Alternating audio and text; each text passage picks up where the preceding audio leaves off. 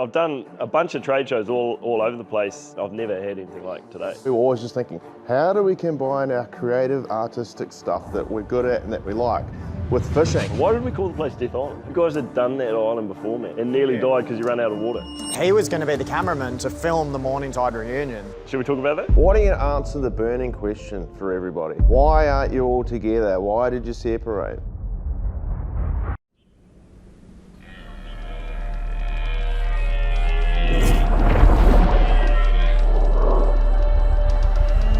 This is the J Wilds podcast. I'm your host Joe Wilds, and here we dive deep into adventure hunting and fishing stories. Get a little adventure in your life. So welcome back, and let's get into it. I've given John the 32-bit float one, so that when he gets all Samoan and loud, it doesn't just blow out the When water. he hooks up. Yeah. Have you heard him hook up? Little jumps. What is this podcast? Oh, okay. We should probably sync up the old cameras and situations. Are we all ready to go? Everything's rolling?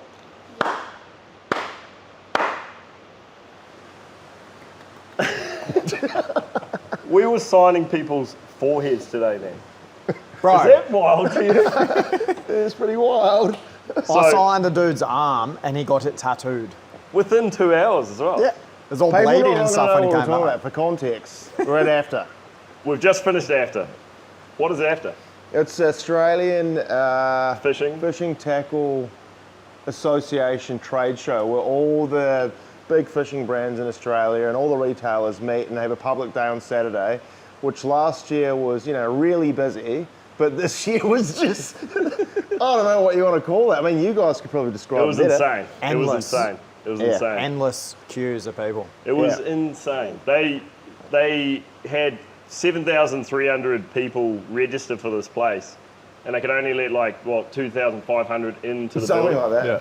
Well, they had 4,500 last year, and that was crazy. Yeah. So, I heard there Double. was someone camping out there outside the night before. Did you hear Actually, that? Where did you get in? Yeah. It's not that deep, bro. No. Like, you don't camp for after. It's like the new Nintendo game, 1998 sort of buzz. Yeah. I talked to some kid who drove down from the sunny coast and got there at 4 in the morning. Oh, and so he was set up camp. Bloody hell. No, it was froth. I mean, we sound like we're complaining, but it was just nuts. We're all kind of coming down off a high. Yeah, it It's was pretty cool. It's hard to comprehend how crazy it was. Yeah. Eh? The one negative for me is you don't get to have the deeper convo. Like, I quite true. like having a deeper convo Yeah. at Afton, hearing about their style of fishing. And at the end, when things really slowed down, the last half hour, there was a bit of that. Yeah. Yeah. But the previous afters, years ago, before it was so chaotic, we met at after and had a long conversation. Yeah. And that's how we Should we tell that story became now? mates. Wait, let me introduce everyone here first. So, we're going over the side, debut in a podcast. First podcast you've ever done. Is that I've right? never done a podcast. You've never done a podcast. I've listened to podcasts, but never done a podcast. Briggsy. You guys know Briggsy, fishing YouTuber, awesome YouTube channel. You've probably seen some of his videos if you watch fishing on YouTube. Over this side, we've got a couple of brothers. Who's going to do the intro? Johnny, you do the intro. I always taught you to. Well, we're the bros, and we started Malosi, obviously, back in your spare bedroom, right? Yeah, Way back in, what was that, 6-7 years ago? yeah. Yeah, Yeah. just as something, I don't know. I think you meant just what your name is, not the backstory. Oh, okay. Yeah. Johnny and Nico from Malosi Yeah. Fishing. Couple of good old boys, couple of hard Old case boys. fellas, originating from New Zealand, We are. Samoan background. Yep. Half Samoan, born in Canterbury. Good Cantabrian lads. Yeah. That sounds bogan, that zone, bro. bogan, It it's sounds like out there. Well, South Island, New Zealand is sort of like, I mean, most people listening to this all over the world or what? Yeah, there's USA everywhere, man. Yeah. Well, in New Zealand, the South Island is considered sort of, raw, rugged farming, sort of Yeah, right. Canterbury, less multicultural, but it's not. Okay. That's just what it's. I think of it for snowboarding. From That's Australia, further that's south. all I think about the South Island is snowboarding. Yeah. And no big fish, except for Now, now. maybe now. Maybe yeah. now. Yeah. It is kind of like the main hub to go to a lot of those places like Queenstown, Wanaka, like snowboarding central, yeah. But yeah. So you guys moved over here to the Gold Coast, Australia. When was that? Did you both come over together or what? Nah, I come over first day, 2008, I think it was. And then you come over, what, like 3 or 4 years later? Were you the pioneer? Nah, our other brother, Sar was. Oh yeah. Oh, for his chef for cooking. Yeah, well, he wasn't really, or was he? He was cooking then, actually, yeah, he was. Yeah, he come over first for like a couple of years. And did you come for the surf?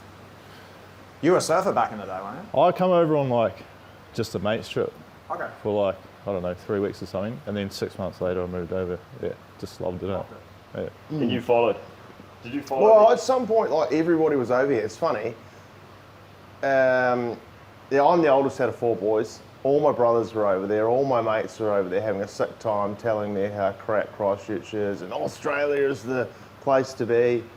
And so I had this massive going away party. All my mates there, it was like 200 people, packed venue, and everyone was sort of like emotional and blah blah. Yeah. And then I didn't even go because I met met Sachi, my girl. Well, you didn't go to your No, I own didn't party. go. Yeah, it was like, everyone was like, oh, he's supposed to be going, because I told everyone at the party I've been going in 2 weeks. Yeah. And then You never sort left. of, yeah, never left. It was like a year later I left. But then when I finally did, it was probably 2011. Yeah, 2011, was it? Yeah, and you had another going away party, yeah. Yeah, I did, yeah. But yeah, that's what we ended up sort of on the Gold Coast together. What were you doing for work when you came over? Because Nico you were a tattoo artist and you were really good at it, really well known, weren't you? Oh, thanks. I wasn't tattooing back then though. Were yeah. you? Yeah, I come over and was just doing, I think I was doing flooring or something. Yeah, Oh, just real, yeah. Yeah, Just picked up what I could, like work-wise, yeah. Go into the tattoo stuff, man. I heard many good What's things. your background? Well, my background was like, always been into art, always like been sketching stuff, and that's kind of like, we can delve into the pen stuff, like the fish art maybe later. Yeah, and then yeah, I'll bring it back up later on, sure. Yeah, and then from that, just kind of, I don't know, I think I've always had a few mates that have been tattooists, and I was always keen to do it, but it sort of took like a few years doing flooring to like get real over that job and be like, man, I need to actually do something. Like, Well, from my pursue that perspective, career. I've watched my brother just be the most insane artistic, natural talent ever. Like all throughout our childhood, he's always been the quiet one in his room, sketching away. Like his old school sketchbook is amazing. So when I came over here and I was like, oh, what are you up to? And he's like, oh, laying floors. I was like, huh? And so one day he called me out of the blue and said, man, because you up in Cairns, eh? yep. There's a tattoo apprenticeship up. What do you reckon? And I just said, fuck, quit your job, come stay, go for it, man. Yeah. You know, and you can pick it back up there. Yeah, I had a mate who, like, because I'd done graffiti art as well for like Yeah. years and years, and one of my mates I used to paint with, he was doing an apprenticeship at the time when I was living on the Goldie, and Yeah. then I went up to the Cairns, and he moved out of that and just rang me up. Was like, man, I'm moving out. Like, I'm moving up from my apprenticeship. Do you want to have a start? And I was like, yeah, man, I'll fly down like next weekend. Yeah. And yeah, the rest is history. I flew down, met the owner Josh. He's one of my good mates now, and yeah, he gave me a start, and that kind of just, I loved it, man. Like, I just went all in there. You became pretty well known, man, from what I heard. Perfect Sought career after. for you, Yeah. I reckon. Yeah, yeah. You've done some pretty cool tattoo pieces too, eh? Yeah, you do. Like, I think like your first sort of 4 or 5 years tattooing, you're just doing anything and everything to learn the craft. Yeah. And so like I was just doing all different styles, like colour, black and grey, and then after that, kind of settled into like a style of black and grey for a couple of years, and then found black work, which I had sort of like had my eye on for years, but I just wanted to learn the craft first. So then when I found that, I just sort of narrowed in on that, man. Yeah, and that was kind of my thing, my jam. So did you do Briggsy's signature today? Is that how it got done so quick? Because he just came over to you in the booth? No, yeah. I mean, maybe I should have taken my machine. No.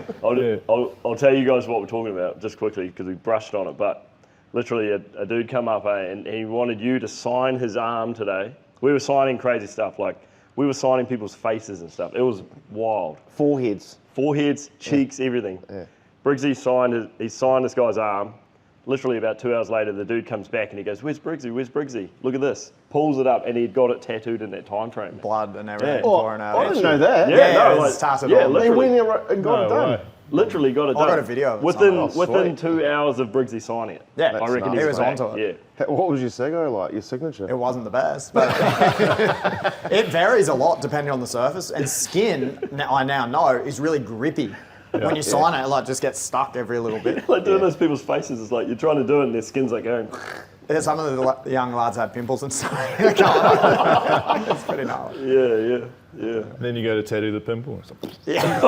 Is that a thing? Yeah, like it's thing. Yeah. Big Yeah, infection. encountered heaps of that. So you were doing tattoo artistry for ages, eh? Like for quite a few years. I think it was about 11 years. Yeah, man, that's hectic. Yeah. So then, Johnny. Then me. Yeah, what you moved over, then what did you get straight into? Because you've got a real cool background too, man. Oh, That yeah. no one knows about. No one would, like, hardly anyone in the fishing circle and stuff know about your background, man. Yeah, well, they probably don't. What? He was, You'll get he was a your bit turn, into mate. You'll get partying your back turn. in the day. That We party story, it gets we don't have to deeper leave than- out the part. We leave out the partying side of it. But anyway, Yeah, the creative side of stuff. I mean, I started off doing flyers for parties, like raves, and then like through the 90s with hip hop gigs and stuff. So I was always, there's in Christchurch, there's a real vibrant music scene, whether it be bands, DJs, whatever. So I was always making flyers and doing stuff, graphic design, being creative. Then sort of stepped up to more sort of art direction roles, which is sort of taking briefs from people and creating the creative and setting it all out. That's my background. When I moved over here after the earthquakes to catch up with my brothers, got a job as art director and worked at Village Roadshow for sort of like 10, 11 years. And that was an awesome place to grow because I started directing stuff, commercials, writing things. yeah. So tell people about that Village Roadshow. Like, what are they known for? Commercials, TV shows. Oh, well, Village setups. Roadshow is a company that makes films, theme parks. They have a whole bunch of stuff, but I work specifically in the theme park sort of division thing. So a lot of the time my role would be working with IPs like DC Comics or whatever, some Hollywood film, and the theme park would want to bring that and maybe make a roller coaster out of, let's say, Superman or something like that. So then I'd spend, sometimes 2 years working with, DC Comics or whoever it was to realise and execute that vision creatively and do all the marketing, and then you'd do a big TV ad and stuff. And I just learned so many skill sets, met so many different people, learned how to use cameras, light things, work with different types of creators, grade, edit, and just build up this sort of, toolbox of stuff that I'm lucky to have in the business we're at now. It's insane. It's like you're both really arty, man. Yeah. In different ways, You want to guess here's with the convergence, right? So he was tattooing, which you enjoyed. I was, doing my thing, which I enjoyed. But then there was just this burning passion for fishing, which we all know. Yeah. That's what we have in common, all four of us and all of our friends. Yeah. And I always just sit there, or both of us, and be like, oh man, wouldn't that be sick to just do fishing, and at that point in time, I didn't know you two. And we'd be, literally catching up on a Sunday, watching Briggsy and Morning Tide and going, oh man, these guys are living the dream, And I don't know, I mean, it's another big story, but that's kind of how it happened. We were always just thinking, how do we combine our creative, artistic stuff that we're good at and that we like with fishing? And it seems like a real weird combination. But that's literally how all the lures kind of came about. Yeah. I remember the first time I started seeing Malosi around, and it was you're posting photos on Instagram of your lures.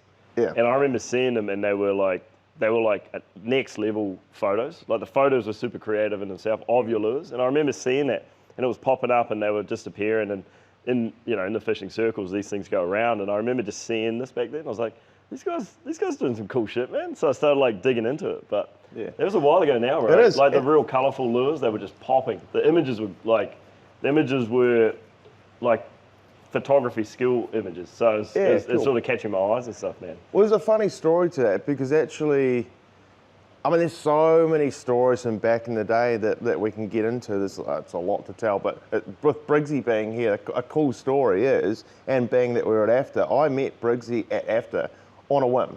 So I'd been making, we've been pissing around with lures for maybe a year. And I would sometimes, this sounds real weird, but I'd have lures in my car in case I run into like the boys. Just because you got to remember, I don't know if a lot of you guys know Morning Tide, and I'm not like gassing you up, but it was like this little like capsule of an era where like Landbased and what Briggsy and that did with Morning Tide was just like super influential for whatever reason. Like, everyone I knew was just like, that is the thing we wanted, man, that is sick, Yeah. So when we start making lures, naturally, you're like, if Briggsy or the boys would use a lure and tell me it's good, then I'm on the right path or something, it was like extreme validation. So anyway, me and my daughter are driving down the highway, we see AFTA, and I'm like, I've never been to AFTA before, and on a whim, I just banged it in there and jumped in there. And it's quite funny, we went up to you standing on the Daiwa stand, I think. Yep.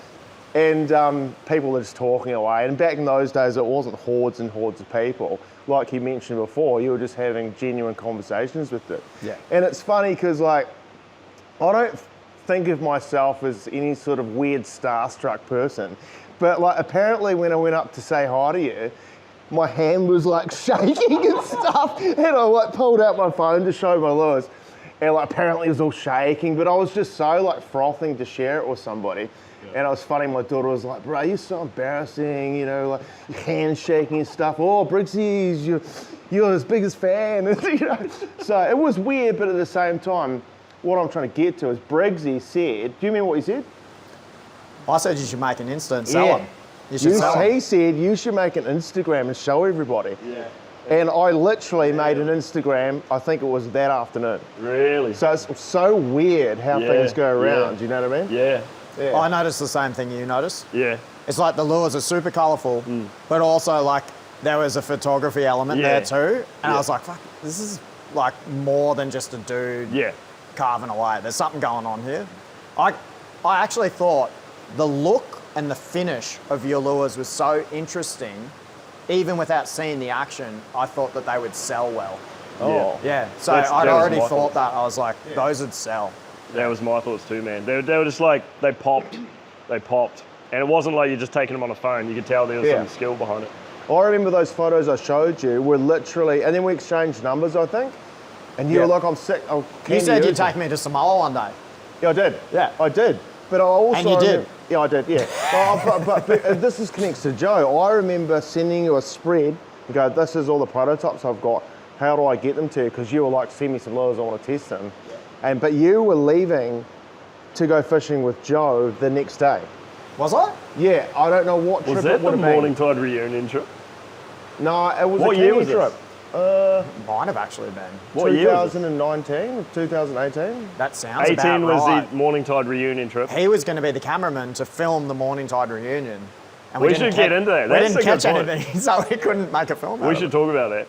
Should we talk about that? Well, Do yeah. you want to talk about that? So 2018, there was big plans of a Morning Tide reunion. Morning Tide had sort of dropped away. The boys had gone out and started doing their own channels. Briggsy had his channel, Cavi had his channel, Brooksy had his channel. And Morning Tide fishing, like people just wanted it, eh? Like people wanted it. They still back. want it. They still say it, like today, multiple people. Every video, Yeah. comment. So it's like, there was an idea to get the boys together and do like one like massive film and just like huge impact, eh? Like it was just going to break the internet. That was the goal. Yeah. I was tasked to film this thing. So it was 2018. We came over, and that's the first trip that me and you did together ever. Yep. Which is crazy if it was just after you met him. It's weird, connected, eh? You got your first GT out of Got my boat. first GT. That was probably the highlight of the trip. No, Brooksy caught that one out of the flybridge, remember? He was right at the top of the boat. Yeah, true.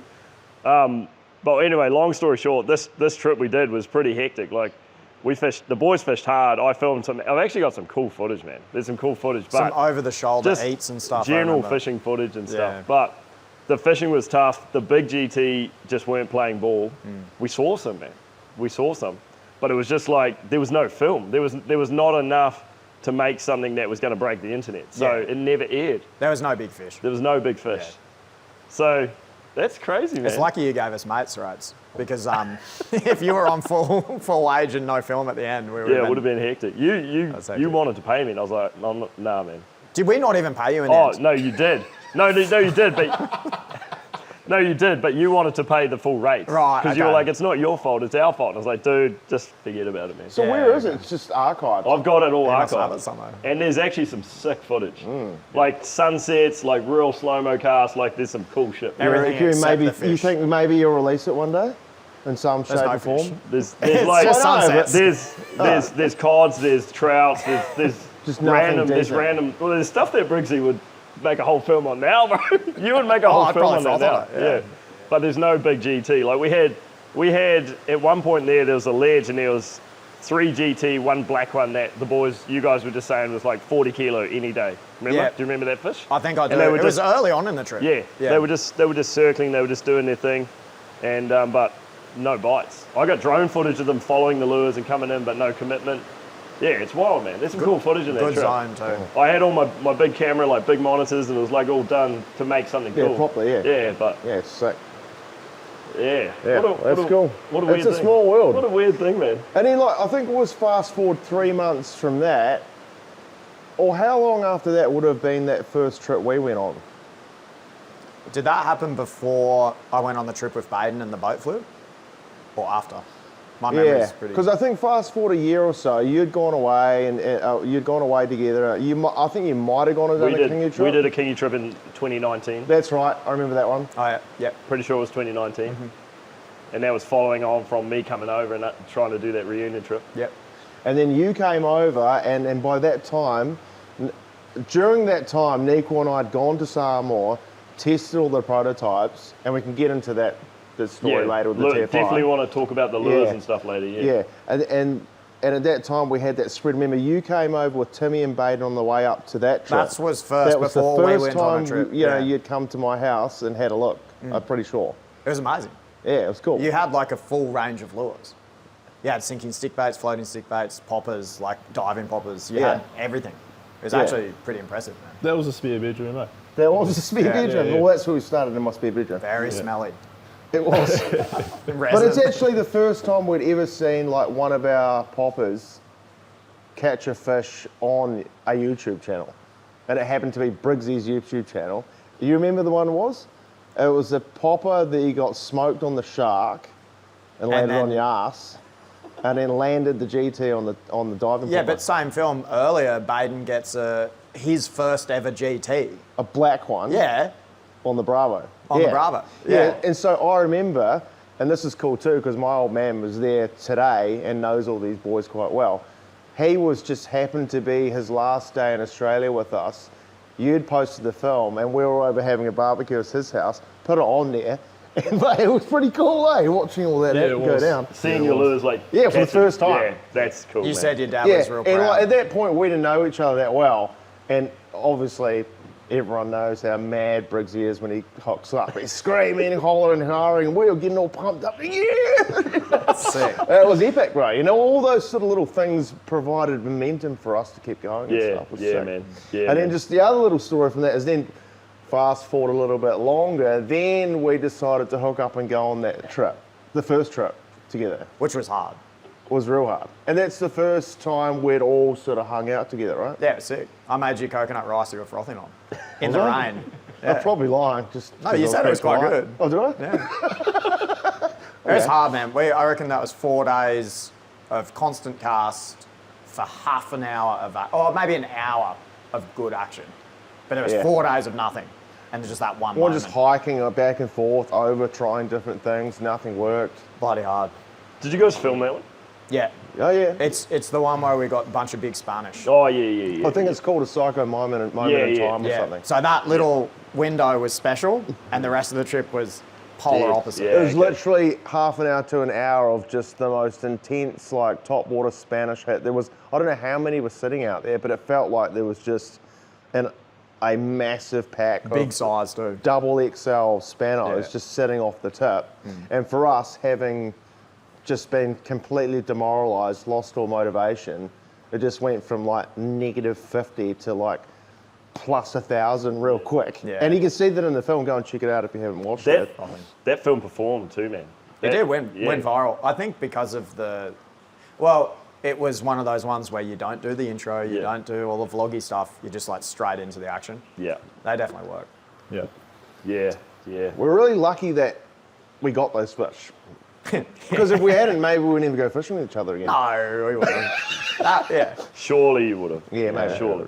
There was already too much like intertwining before that. True. Yeah. That's the crazy thing about land-based fishing, though.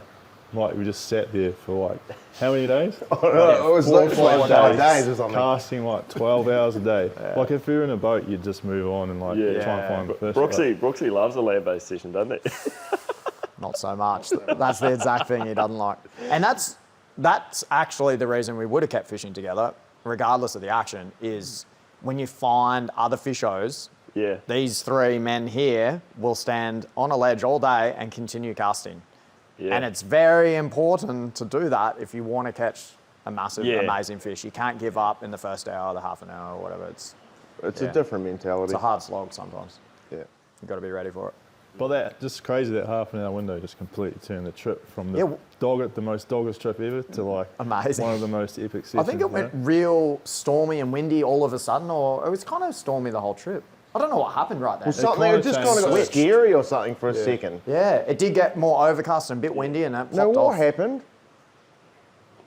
One of them jumped on a top. Someone was throwing a PE. I got snipped on a light. And then I threw PE too, and you're like, you're mad. And then you started running for the heavy setups. Yeah. And then I was like, oh my God, I got heavy too. And we're all just running around them. Yeah. That's cool. The amount of hits we got in that time window was insane. Yeah. Most Spanish action I've ever had, land-based. And your PB Spanish, land-based, wasn't it? Yeah. Or just general? Yeah, it was my biggest. Epic. Yeah. What's the first trip that I was joined on with a lot of us? Oh, Death Island. I snaked Nico on that trip, man. You did? That's right. Why did that happen? We kicked him out. No, there wasn't enough room on the boat, remember? Yeah, so we literally we chose Joe. No, we didn't. I spent all these years telling him it wasn't that. No, wasn't it because can't say that, but wasn't it because whoever had, the skipper that had the boat couldn't use his boat because it had to be repaired or something? So he was going to switch to another one? No, because the captain took us out. No. He was saying maximum 4 or whatever it was, plus gear. And I think Joe just took priority because he was like locked in or coming something. over. Yeah. And then later on he said, but I could probably squeeze in 5. And that's when I came back to you and said, you can do it. But that was too long. Yeah. And you just had a baby too, didn't you? Was that when you just had a baby? It was about 3 years ago. I think it was so, the first yeah. TFI. Brooksy was about to film his first TFI right around then. Yeah. I do remember all of us feeling pretty guilty about that one. Yeah. I think we said goodbye at the house and there was a little tear falling out of his cheek, you know. I swear I've relived that moment with you about 5 times. For some reason you can never come on trips. Yeah. Well, for context, you got babies 2 now. kids. Little kids. So we called this place Death Island. Why did we call the place Death Island? Whose idea was that? It's got no trees, and it's a mission to get up from the. You've got to get dropped off on a ledge. You guys then carry everything up. You guys had done that island before, man. Yeah. Yeah, and nearly died because you ran out of water. Well, what happened is that just quickly, we went out there, and it just happened to be midsummer, and it would happen just by coincidence. It was the hottest day of the year, and like we took five days worth of water with us. And where we got dropped up, we decided to go and camp right up the top. So it took us half a day to lug all our shit up this cliff. And just being so hot, we just mowed through probably 2.5 days worth of water in like 3 hours because we were lugging everything. And then 2 days later, the weather turned and the sat phone came through and our mate was like, mate, I've either got to come pick you up tomorrow morning or you're going to have to stay through the storm and I'll get you when it's passed. But I don't know when that'll be. It could be 2 days, it could be 4 days. How much water have you got? Let me know.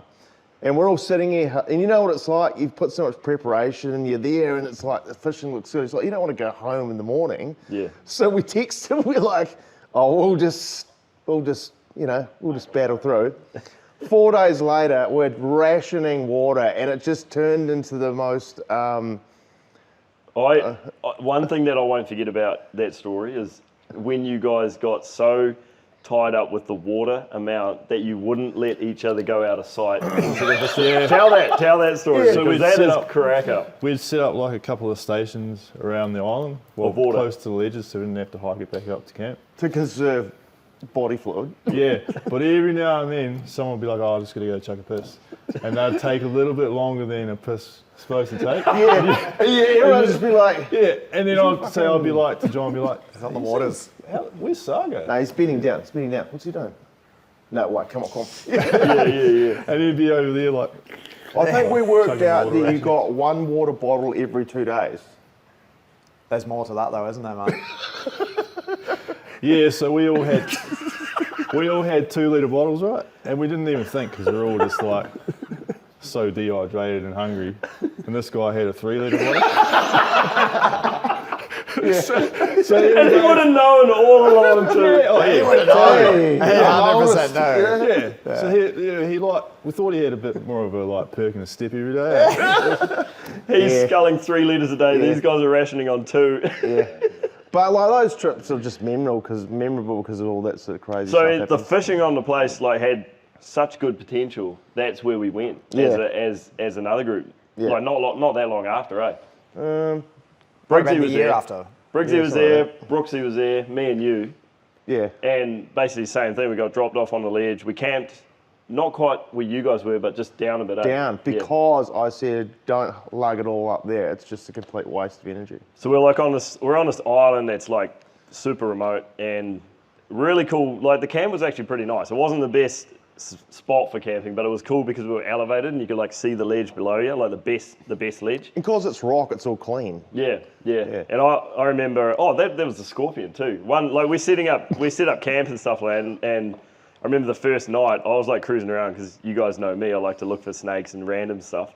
And I'm like, oh yeah, look at the scorpion over here. And none of you guys believe me, eh? We all came over. Nah. And we're like, there's this little scorpion like cruising around the back of Brooksy's tent. Oh, his swag.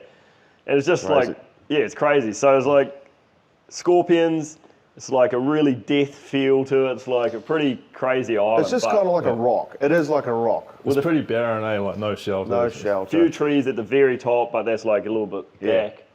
But the awesome thing about that island that's sort of attracted us to it in the first place is that you get 2 currents, 2 tides. You can fish one on this tip and it's just fanging all year round, and then go over the hill, Yeah. and through fish the bush. other current, and they both hold GT. We saw a lot of GT on that Death Island trip, remember? We saw a marlin. We saw a marlin. It's the closest I've ever seen a marlin to hitting. I think it tapped my lure at one point when we were all chucking at it, and I got a marlin tap. I was throwing a 10-gram gillies. Can't believe that didn't hook We up. all So- had a different setup, and we were all like trying to get this. It was a black marlin, and it cruised in along the ledge. Brooksy spotted it from afar, and it came in, and it was following our lures, eh? And you'd cast back out, it would turn, and it would follow it again. It's crazy. a very rare thing to see. Yeah, I mean, that's the first time seeing it. I've been fishing my whole life. yeah. It was very It was rare. pretty cool, man. I enjoyed that fishing on that. I actually enjoyed that island. Man. You got your first ever tuna. Long tail. Yeah, I did. I forgot about that. Yeah, long-tail tuna, video on my channel. It was actually pretty cool. That was pretty cool. I remember it took the Saltiga 8000, little Rogue, remember? Picked it up on the sink, and it was a pretty good fight, but yeah, it was pretty hectic when it got to the ledge because it was doing some crazy stuff. Yeah. You were down there, you were right on the water's edge, like pushing the line out and stuff. I we think you got had it. a pretty tough trip leading up to that fish, didn't you? Yeah, I did have a pretty tough trip, but we were catching queenies and stuff. The GT weren't on. I remember you guys were giving me a priority to try and get a GT, but I couldn't even get a bite. I don't even think I had any big GT bites. We had follows and stuff. Did anyone even get a I don't banger? think. Oh, I got a little one. Oh yeah, I ended up getting a little. over the other side. 10, yeah. 12 kilo. Or That's something. right. Yeah. That's right. But we saw lots. Remember, we saw like pretty solid packs and stuff. I think I had a hit by something massive too. Did you? Skipping Oh at yeah. one point, like, boom. Yeah. Big queenies though. Remember, we on the camp tip every day, it was like a certain time of the day we had those big packs of queenies coming, and we were just having so much fun on the They are queenies. fun, eh? Yeah. Yeah. Yeah, they're pretty underrated, the old Queenies, eh? Yeah, especially on the light sets, man. Yeah. Queenie plus current is actually really mental. Yeah, they mow it down. Yeah. And then you got the jump factor and all of that. That's cool. Is that the trip you got a longtail on Yeah. real light set and it was like a P2.5 real or crazy something. fight? I had 40-pound leader, which I thought was 60. Yeah. And I was saying, oh, it's only 60, it's only 60, but it was actually 40. Yeah. And that was a long, drawn-out fight, back and forth. Yeah. But probably one of my better. Oh no, I've forgotten even. I ended up Whoa. getting a long tail on another trip Yeah. on We should 8 talk- pound. we should which talk is about that later. Bloody mental. But up until that point, it was definitely my best fight, I reckon. I Yeah. played it real well. I felt like in the zone. You know when you're in the zone sometimes and you do everything right? Yeah. That Yeah. happened on that fight. Yeah. Yeah. That was a cool trip. Some cool personalities on that. Yeah. Johnny being there, who, it's not the most happy land-based guy when it's not going his way. Yeah. It's good to have a few other people to buffer him because if it's just Yeah. you and him, he'll like get in your head and smoke you with the, oh, it's crap, let's go somewhere else, man. We got to get picked up. And with 4 people, the heckles and the banters were all good. Yeah. We had a good time, man. I remember at night times looking at like the stars and stuff, and we're all just sitting around. Some of the yarns, man. Some of the yarns were cracking me up. The main Yeah, we character got yarns. weird. Do you remember the main character yarns? Yeah. Didn't get weird. Bro, We Cow, didn't go cow good. talks and yeah. all sorts of stuff. Yeah, we probably can't talk about that. No. Yeah. Do you think you're the main character? Are you the main character? Is that what we were talking we're about? going on about. Do you think you're the main character in the world? Like, are we Yeah. all just bots and you're the main character? Remember that? Yeah, I do. We got deep in it, man. We got Yeah, and deep. to paint the picture of what these chats look like, you're on this big, scarping cliff with basically nothing but, stars. And what's the fossil? I always forget the things in the water. Bioluminescence. Bioluminescence in the water. Yeah. So it's pretty emotional little zone. It's kind of romantic, really. It's pretty romantic, man. We're just cooking up so- steaks and Yeah. having good yarns. Quite Blaming surprised for with Johnny's scorpions. cooking skills that first night. It was good. Yeah. He did the pesto rice, remember, as well? Oh, yeah. Pesto rice and steak. I'm pretty Back sure. when I ate seed oils, he had that really yummy Kewpie dressing to pour on it. Oh, Yeah. that's good That's stuff. right. That's right. Yeah, man. Yeah, that was a good trip. I liked that trip, man. I got a couple of films out of that trip. They performed pretty good too on my channel. I think That's like good. That's what decent you want. 500,000 views sort of hits. Oh, really? How many did you get? You I got don't 2 even films? think so. You got a couple of films? 300K or something. No, but film-wise, you got a couple out of it? I think I got 2. Yeah. Maybe 3. And even, I think Brooksy got I a got couple. 3. as well. 3? That's actually strange for that many YouTubers to get that many Yeah. films. Yeah. Well, there was enough action of different fish and different variety that we all had something. That's I don't think people realise that, but when you fish with other YouTubers, it's always slightly punishing because you have the same story. Yeah. So the day plays out, and if you're together, you're telling the same story twice on your channels. Yeah. The trips that we tricky. do, we always have to try and kind of separate it some way. Yeah, we always bail have at some point. We always have a bit of a talk about The it. day for day thing's magic, man. I think that's our new thing, bro. Yeah. Yeah. That's why these guys like fishing with us. Yeah, you're the best. Actual. can Two use more every chance- fish. You get 200% more chances of getting fish, and no one's stealing your footage. Yeah. Yeah, but do you know what? And they know how to hold a camera. Yeah, but do you know So what? when you get the shot. Do you know what? What? They're starting a YouTube channel. Yeah, but it's going to be all lures and stuff. Yeah, but they're It's- going to post trips. Are We've they? lost our 200% now. No, I wouldn't even I say have to that. find new No, ones. I quite like not having the responsibility. Just go fishing, take some photos, do some reels and stuff, and Maestro here make the films. Yeah. Well, it's no, good synergy for the promo too. If your true. lures, Yeah. it works. I like it. It's like me and you will be talking and be like, are you using that Queenie? No, I'll use the other Queenie. It's like we just grab a fishy. Well, you think probably about it. If you two went on a trip, it would be, let's say 4-day trip, it'll be 2 days worth of films, 2 days worth of films. If you just went with us, you get 4 days, 3 rods, Yeah. 3 times the amount of fish. That's It's a really just good way to more describe it. And action the packed. trip costs you the same amount. Yeah. Yeah, or potentially less. Yeah, because Yeah, we're true. dividing it in more people, Yeah. So it is less. Yeah. So it works out good, man. We get the content, you guys get the promo on the lures that you're making. Yeah, it's epic. So Yeah, it's win-win. It's like, for me, it's like you go on that way on this trip, and obviously we've got work to do. We're always taking photos and doing that and testing stuff. But then a few weeks later, it's like this amazing recap goes up online. Then you can just get to watch the trip back again. It's Oh, cool. that we've edited. Yeah. Our film. Yeah. do you, it's sick. do you guys sometimes go back and watch those trips, like older trips? Yeah. How often do you watch your old videos? Very rare. Yeah. Yeah, I'm so slow in editing. I'm getting quicker now. Actually, Godfrey gave me some tips recently that sped me up a bit. Yeah.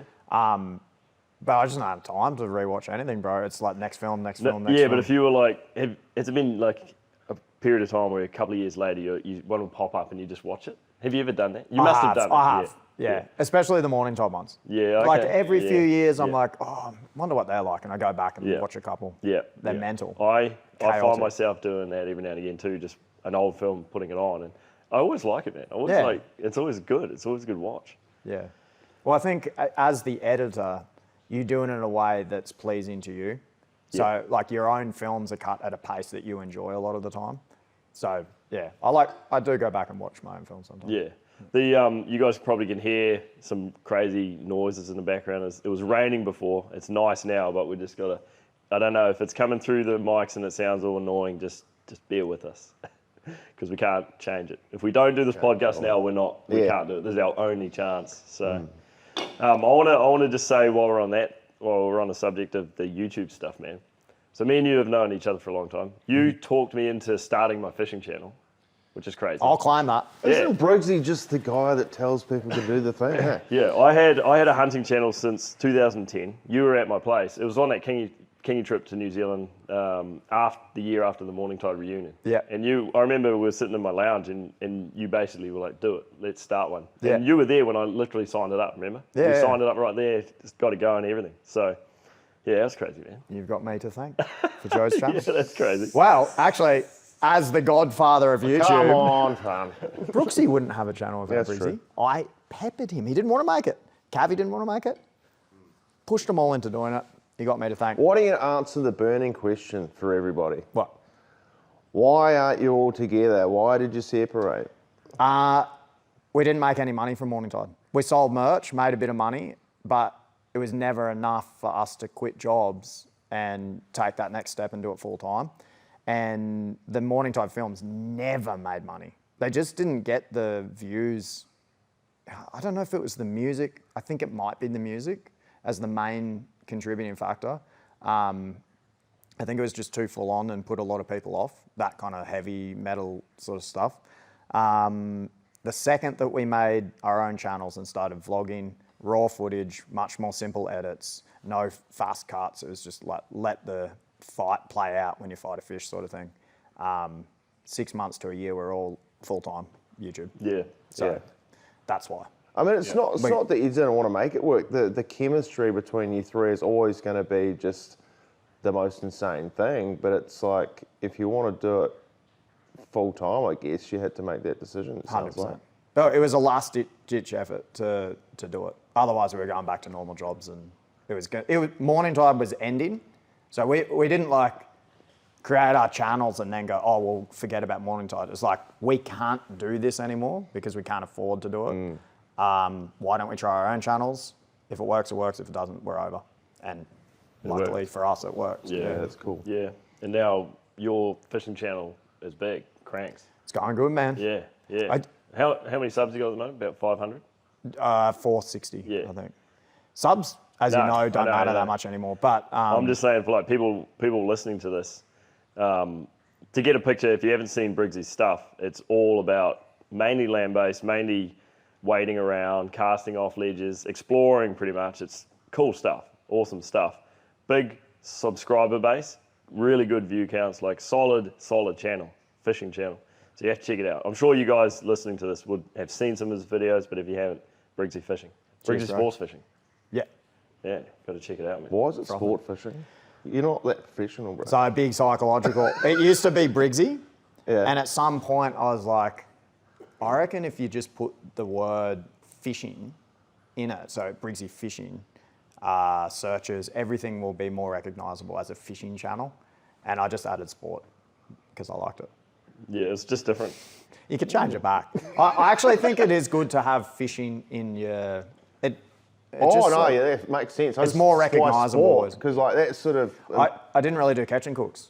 So I was mostly releasing. Yeah. And I thought sport was more sporting.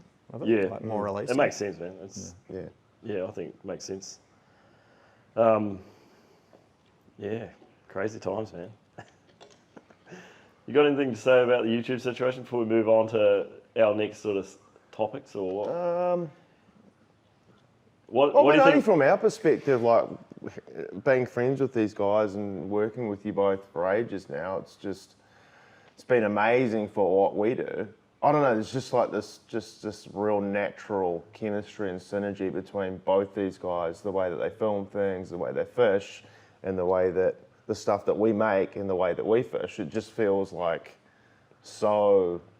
I mean, people probably think there's all these big contractions, but it's literally like... We're just like trying to find time to go fishing together. Yeah. You know, when we do, it's almost just... You never even think about the filming, really. You're just hanging out. And because we all know how to use cameras, like Briggsy said, I can pick up and do something, and we're all rolling GoPros, and it's just, I don't know, it's easy. And I guess it's probably quite handy for you guys that once you come back from the trip, here's all the footage, here's all the stuff, and if you were fishing with randos or guys that are not used to that, you'd be... I don't know. Bro, get a good job. Some of the water release footage I have from other people filming that don't know what they're doing, literally, like I've got a sick fish, I'm wanting to release it, and we're swimming, and I send it off. I come back, I look at the footage. It's pointed at the ground. Like you see the bottom of the ocean for this awesome release that in my head was like for that? perfect. You need an Insta360. Yeah, it would have done it. Yeah. Do you know one thing I always think about when it comes to the releases and stuff, or even just a fish fight and Johnny's with us? You always look over, and there's always a point in time when you hear the... Yeah, he gets the extender pulling out. out the huge extender GoPro. Yeah. And then you just see him with the huge, like 3 metre pole, like waving it around like this. He's like poking it down into little gaps and stuff. Because like nice. I guess that is weird for you, because like my mindset is when you guys hook up, I'm like, I want to film this, because that's what I'm used to. I'm like, how do I get the most insane shots that'll like hopefully they'll pick it and we make it into the movie sort of thing. Yeah. No, I think it's good, man. I think that's something that we wouldn't normally get, because we're normally fighting a fish, or like you're trying to land and I'm fighting or whatever. You're just like there worrying about capturing it. So and I always get notes from Briggsy like, hey man, if you're going to use the extender pole, can you keep it moving when it's static? I'm not going to use it. You know? Do you really? Yeah, he's fucking... I like it though. You're very like, you know what you want. You know what I mean? Yeah. Briggsy. One thing I wanted to say about the synergy thing, I think a lot of the old school, like we work together to market your lures. And we do it in a way that doesn't feel like that.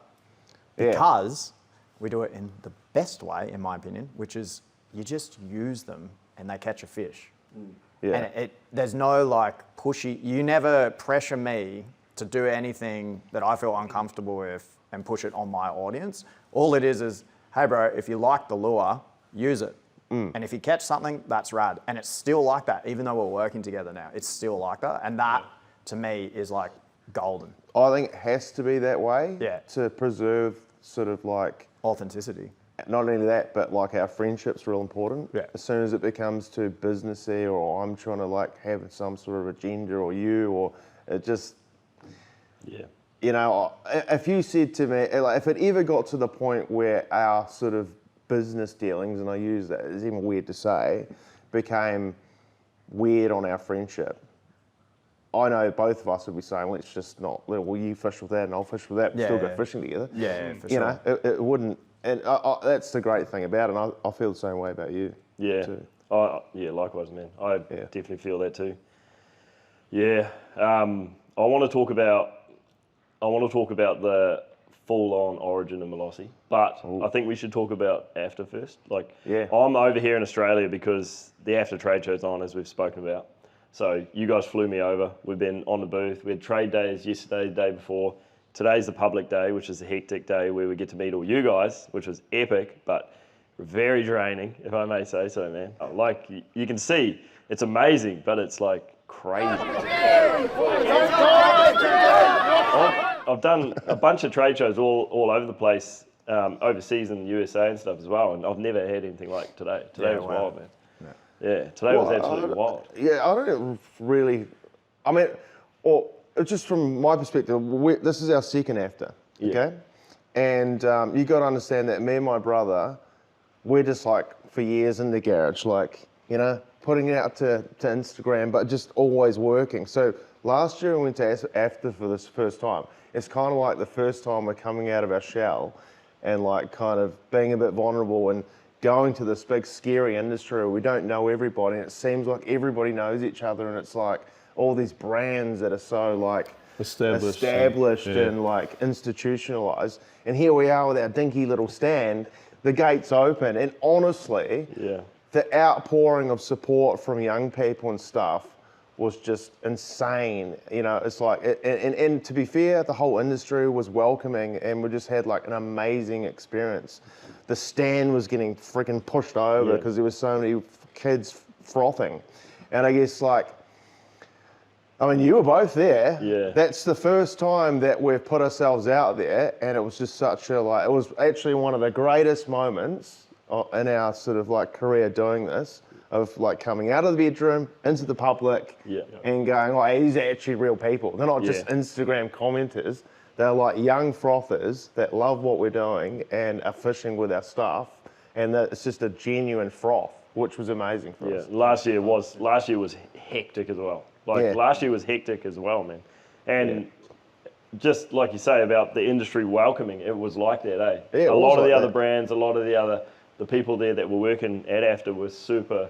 They were super grateful to come over and shake your hand, man. Yeah, it was actually really cool to see. I also credit a lot of that to the fans, because if we'd had a stand that had no interest, maybe we wouldn't have turned so many heads. Last year we won best stand, we won 2 categories, best game fishing lure, which is just insane, and that's off the back of just, it was hard to ignore the just like sea of frothers that were getting around us and supporting us. And I'll give a lot of credit to you both. I mean, you pull a lot of people, but together with the product and the content creators was just this amazing sort of like frothy, vibey energy that just resonated throughout that whole building. And everybody was like, okay, these guys, all of these guys are just having a real crack at it. And they seem to respect that, which is awesome. Yeah. This time around, so this year you booked in a double-sized booth, hey, like double the size. Because it was like, it's dangerous last year or something. And your dad built the booth basically. So we should talk about that. Yeah, definitely talk about that, because he did such a good job, man. Yeah, my old man, he's just like, he doesn't like me calling him that. My dad. He's just so proud, and it's pretty cool to see. He saw it last year and he wanted to get involved. He'd come over for, like, they're still living in New Zealand, but he'd come over because he wants to spend some more time with us and stuff. And he was here for 3 months, and he was like, "Oh, how can I help?" And you know, so just one thing. He come into the workshop one day, we're like, "Oh, you want to help build the stand?" And he was just like, "Yeah." There's the list. You got 2 months. Yeah. And there he was, like every day, for like 6 in the morning. True. Building away on the stand. Building away. Yeah. And it turned out very good. Yeah, it's epic. Very, very good. So this year we won best medium-sized stand. So small stand, medium stand. I'll just dedicate that to you, Dad. That's your award. You take it back to New Zealand. Yeah, man. You deserve it. You're the man. Yeah. And that took a massive stress off both him and I's plate, because I trust my dad. He used to be a carpenter, a builder. He knows he's real, like, he can put stuff together. Yeah.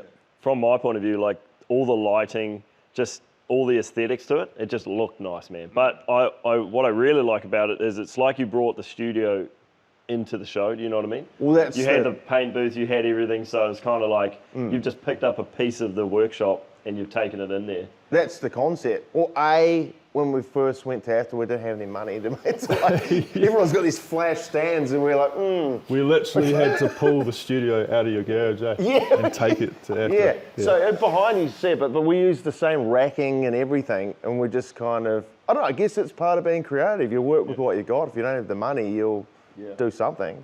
But it did come together. I'm stoked. Oh, it's sick, man. Yeah. And 2 big TVs, and you just had like a big compilation of all of our footage just rolling. And they were synced up, so it was just like, it looked good, man. I didn't really get to see that. Yeah, you would have seen it more on the trade it. days. It was good, man. Was it good footage? Yeah, it was good. Yeah, it was all like real good scenes. There was some real big fish being caught. It was actually really Mostly good. your kingies, probably. Big GT. Yeah, sweet. But there was, Oh, your one, yeah. But also, like, bordering that, you've got like a complete wall with just like perfectly lined up lures on both sides. You've got big countertops, like glass cabinets with all the lures laid out. Like, dude, it was sweet, man. Yeah, it was cheers, so boys. nice. No wonder it won. No wonder it won the category. Like, look at it, man. No, thanks. It was a big team effort. Yeah. And like, I'm proud of everybody that works on it, my dad and all the other people that helped put it together. It's a mission.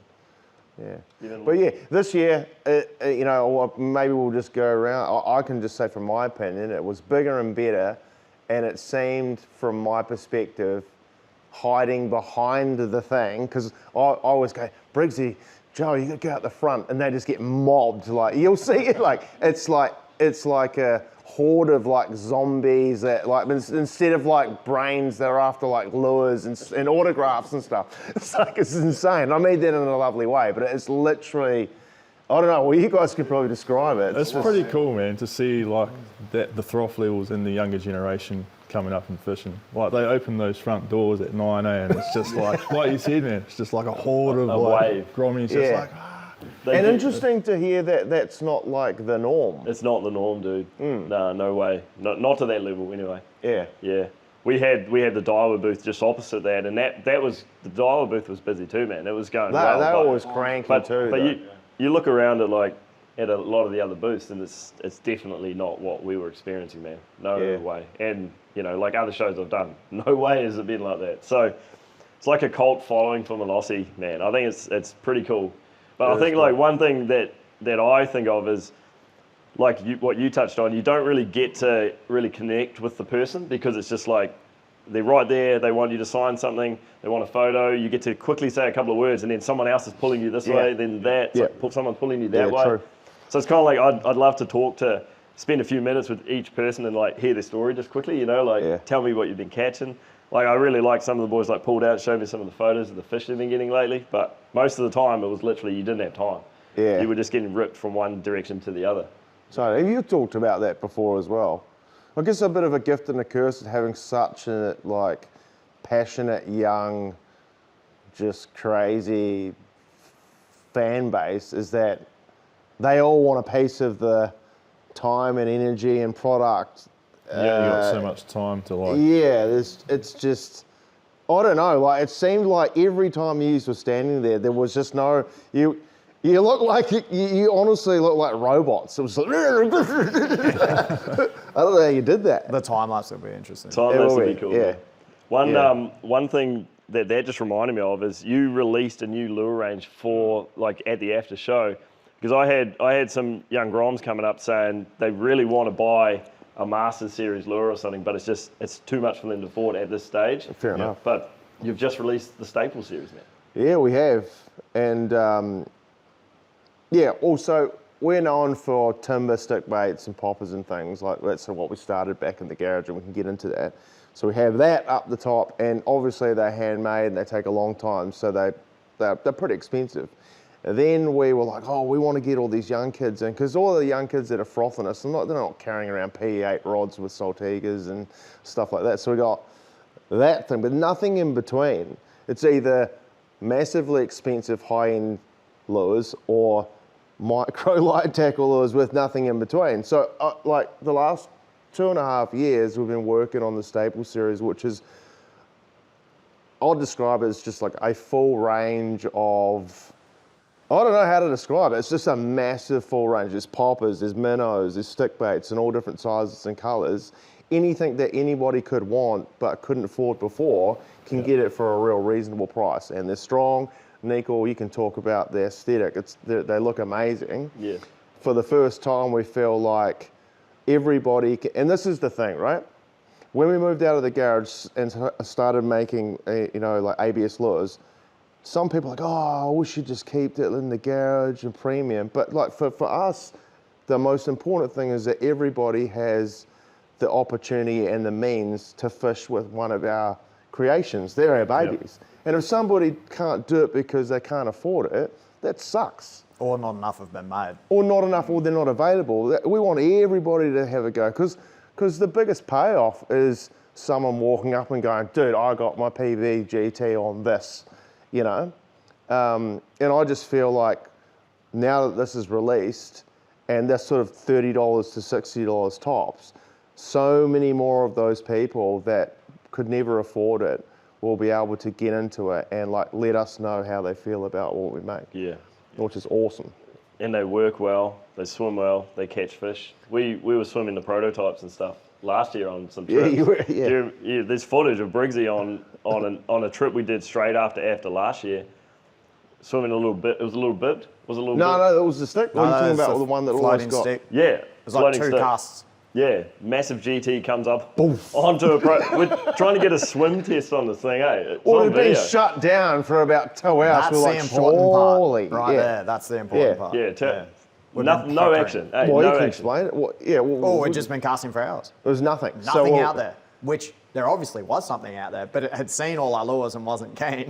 Well, and the reason why we went throwing prototypes for fish was, and only for swim actions, because they were 3D printed. So when the lure making process is, it's a long one. You go through, instead of opening ABS molds, you print them until you get the thing right. But the 3D printing resin is not strong. It's very brittle, and it'll just destroy it. So it was like... That was like the only prototype of that model you had? Yeah, on I it? think I got so. told to pull it away if a fish comes. Yeah. Which I shouldn't have said in hindsight. Because the wire would have held. Or maybe we just would have Yeah. been sick to see what happened. Either way, you started casting it, and I was interested to see the action. We're all watching. So I walked down with my GoPro Yeah. on my head still rolling. You weren't rolling, eh? I wasn't Unfortunately. rolling. So I turned up, and next thing you know, this thing's like As a big size too, eh? big As a black Big unit. Yeah, big black GT.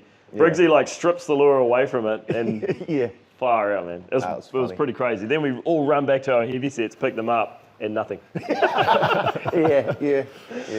Pretty much. But yeah, so that was like, and then even after that too, before I flew back to New Zealand, me and you went to some of the lake. canals and stuff, and we were swimming different models. You wanted to see how they would work on Yeah. my sort of unique styles and stuff that I do for the Kings. How did it go? I'm curious. Yeah, they went well. They were going Compared to a Vader. Vader was more? good. for I your porpoising? really like the Vaders. Okay. The Vaders, I really like the Yeah. Vaders, and we were swimming those lures perfectly fine, and everything we were trying. Remember, so You were couldn't- like fully punching it. It Yeah, was fine. we yeah. were trying everything. Like literally just boom, massive cast. I was doing that mechanical pump that I do just to see what happens, and then I was doing like big punches to try and see if I could like spit it out, and they were going well. And that was like prototype number like something. Oh yeah, we've been through a lot for that. Yeah. So now it's cool to see them launch to the public, man. The whole range of them. Totally. I rely on these guys' feedback a lot. I mean, obviously, every iteration, and we have a whole bunch of 3D printers and all this sort of stuff, we go and test and swim, but everyone's got real unique retrieval styles, especially Joe. Like, Joe's got like his own style. Well, I don't know why you laugh. You hook up more than anybody sitting at this freaking table.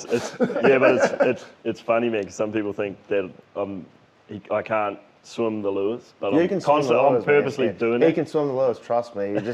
He just is such a guru that he's developed his own weird style that hooks up all the time. Dolphin style. Yeah, dolphin style, yeah. Vertical jig dolphin style. Porpoising, no. Yeah, porpoise style. But just to talk about that quickly, that technique, game changer for kingies, bro.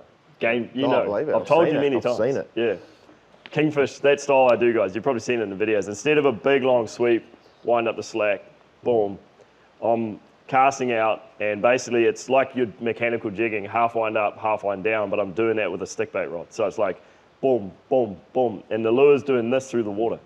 It's not swimming, it's literally just almost splashing its way in, but it's coming in a action where it's like porpoising.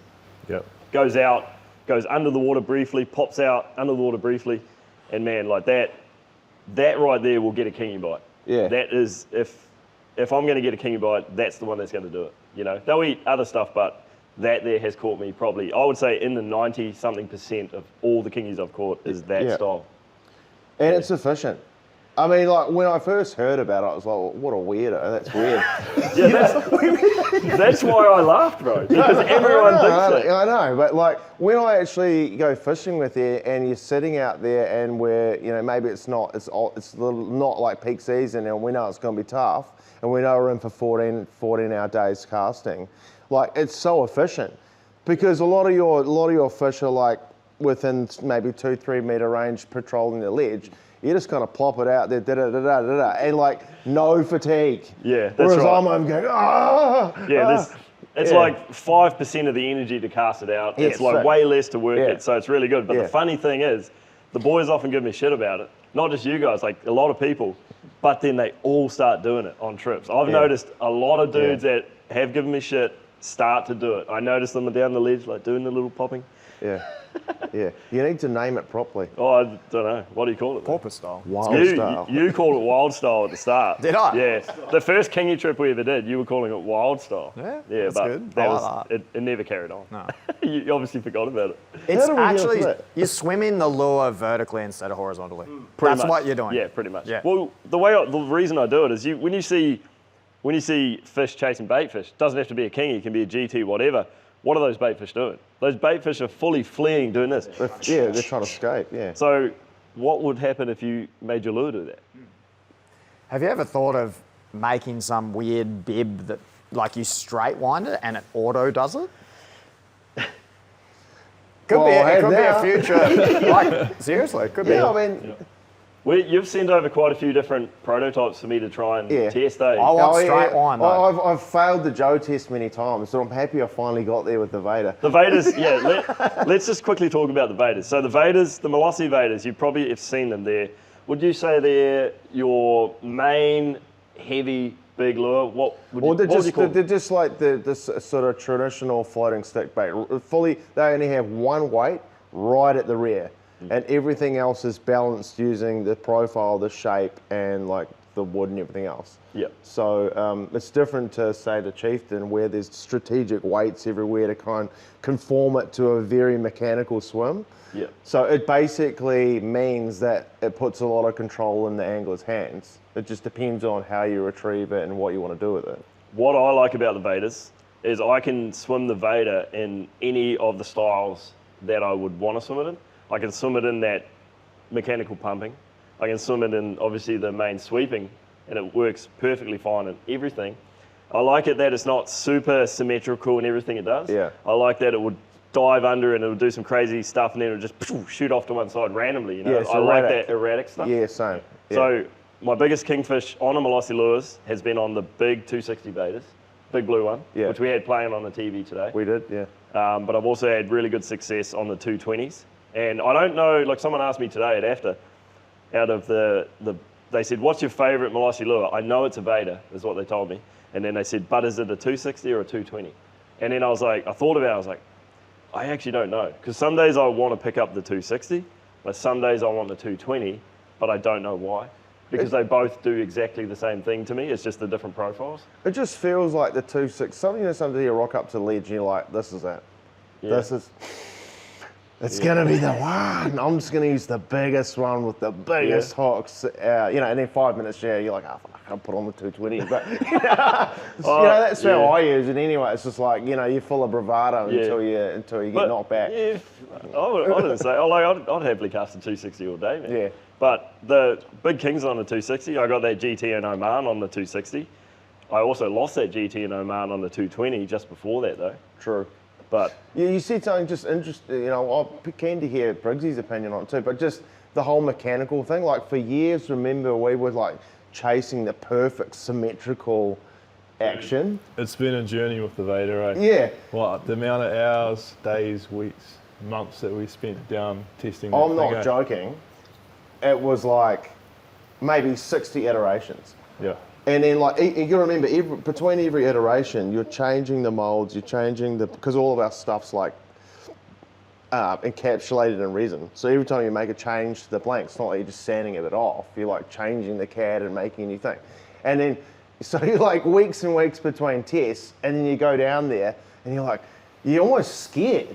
You're like, it better be better than last time. We can't go backwards. And like, You feel like you're making all this progress, eh? And then you get to like iteration number 12, you go down there and it's dog shit. And you're like, it's like, why? And honestly, it's so frustrating. We canned it a million times. We're like, this is too hard. It's too hard. the Vader completely. Like, Yeah, and- just yeah, we'll let it rest for like a year. yeah, I just couldn't do it anymore, Yeah. But yeah, like there was a time and place where like, with the Chieftain, it's very symmetrical. It's very mechanical. Like it's made to when you swim it, it does the same thing every time. Chop, wind, height, whatever. Really easy to use. But when you think about it, And it looks nice to lure makers. Are like, oh my God, look at it swim like that. Yeah. But like in a real fishing environment, you need the like randomness. You need the erraticness. It's fine if it pulls out and just blows out over there. Like that's what I feel like gets the strike. When a lot of lure makers, when they're making lures, they see that as like a flaw. Oh, it's not swimming. It's just like, oh, it sometimes blows out over there and splashes.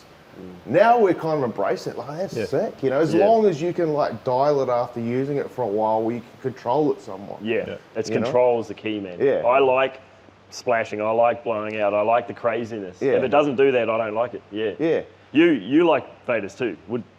What's your thoughts on the Vadas? It's basically all been said, but I just like a lure that does what I want when I want it to. And if it's too mechanical, you don't have the option of doing some crazy thing. Like the Chieftain, you want to get up and boogie on top sometimes, skippy, and she's just underwater going, bro, that's not meant to wind. Can you please, it will not work properly, you know? Vader, if I want to get it up and boogie, you just put your tip up and wind and start skipping. Get up and boogie, that's a new one. That's a Briggsy. All right. Yeah, it's got to get up and boogie. That's what he says. So you're stepping on the surface. Yeah. You can do what you want with it. Would you say if you had to pick, if you could only take one on that day, is it the 260 or the 220? The old answer is the 220, but recently I've swam the 260 a bit more, and I'd say the 260. Yeah, okay. Interesting. It doesn't hurt you that much either. Like, it is a big, heavy lure, but I don't know, Briggsy goes all right with it these days. It's not like a popper or anything. It's still a stick boat. So that's a profile right there. 220. And 260 is big dog. harder. But so Briggsy has been fishing with the new staple Chieftain. And like, just quickly, I think it's like we designed that to be in between. We designed it to have all the characteristics of a Vader in terms of like control, erraticness, everything else. But if you want, you can make it be mechanical. You haven't fished with it yet. You got your box, right? Yeah, the box arrived as I was coming over, so I haven't had a chance to get them out here. Yeah, but I was pretty nervous on what old mate here was going to say. I absolutely love it, and I don't know yet, but I may prefer it than the Vader. Really? Yeah. I don't think it's halfway in between. I think it's like 75% to the Vader. Interesting. Because of the control or what? It's the buoyancy. It's the technology that you've used to make it. It's so much more buoyant. It's new technology. It's not a solid core. It's full of air, so it's really true. It floats. This crazy new technology. It floats. Yeah, okay. A lot. I'm interested. Yeah, bro, they're really cool. I will be. What I'm like mildly sort of like weirded out about is like, because they're tuned for double trebles. Like a lot of stick baits out there, especially like high-end wooden ones from Japan, where it kind of all originated from, they're tuned for like singles or assists. And when you put double trebles, it just dampens everything. You're basically just pulling a log through. It's not that bad, but it feels like that. So we tuned them for double trebles. So you're getting all this amazing action like you would from a traditionally rear-weighted stick bait singles, but with double trebles, 6 points. So what happens when you put your Crusaders on there and you use, have you seen the size of his hooks on the big lures? Big size. No, the hooks are tiny. No, but the thickness is big. Oh, your thickness is big, but like the hooks look like they're 2 or 3 sizes too small, right? Yeah, I've probably changed it up slightly. Changed that? But yeah, historically I would rather the smaller gauge hooks for some reason, or the smaller size, I should say. It weirded me out the first time he did it. And then he caught a fish like straight away. I've swam at double single, belly trap, tail single. Have you? Swims with all of them. Yeah, that's the first thing I did. Oh, sick. Yeah, I ripped your you didn't trebles trust off. the stock hooks. No, I've done both. Like I just wanted to know. Yeah. And swims with all of them. I think it'll be fine. So potentially if someone's listening to this wondering about, maybe they're more of a beginner topwater guy, they're wondering like what lure to start with, potentially the staple Chieftain's the way to go. Sure. Yeah. Well, I think the larger you go, the harder it becomes. Like if you swim a Chieftain 150, of the staples Chieftain, it's like the most easiest thing ever. Like it just works. But a 260, depending on your weight, your size, what kind of rod you're using, your leader, conditions, it can be tricky. But I also say, like, don't get discouraged when you throw whether it be our floating sticks, rear weighted or a Japanese one, if it doesn't work straight away and you're not super experienced, you really got to spend some time with that exact lure and learn how it works. Because something will happen when it just clicks and all of a sudden you're away and you have control, you know? It's not just, a lot of these lures they just don't work, just throw them out and whatever you do, it's gonna swim. It's like any skill, you gotta dial in and make it do what you wanna do. And it's rewarding when you do that. Because it feels like when you have like a little list of tricks that you're doing, it feels like you're maybe enticing a bite, you know what I mean? By trying different things. That's it. You're trying to trigger an attack response. Yeah. That's what you're trying to do. You're trying to trigger 100%. a response. So if you've got a few little tools in your toolbox, it's going to help with that, isn't it? Totally. And I always see Briggsy doing that. What's he doing over there? Get weird with it, eh? Yeah. Yeah, man. So anyway, we're at the Staples range. We're pretty excited. When are they? I don't know when this pod's coming out, but have you got a date where someone could potentially buy one? Like, is there before Christmas 2025. Yeah, right. Yeah. Yeah. Epic. Which is pretty cool. Pretty exciting, man. It is. I want to talk about Oman quickly. I held back from sending you the video of me hanging the Vader on the Wall of Fame because I wanted to really see your reaction. Oh. When I did finally send it to you, what did you feel like? Because I didn't send any context, remember? I sent you the video. I feel like we watched it together, did we? So I got in Oman, I went over there with no boundaries. Ed invited me over and we had an epic time. I caught the GT of my life. It was weighed at 50 kilo.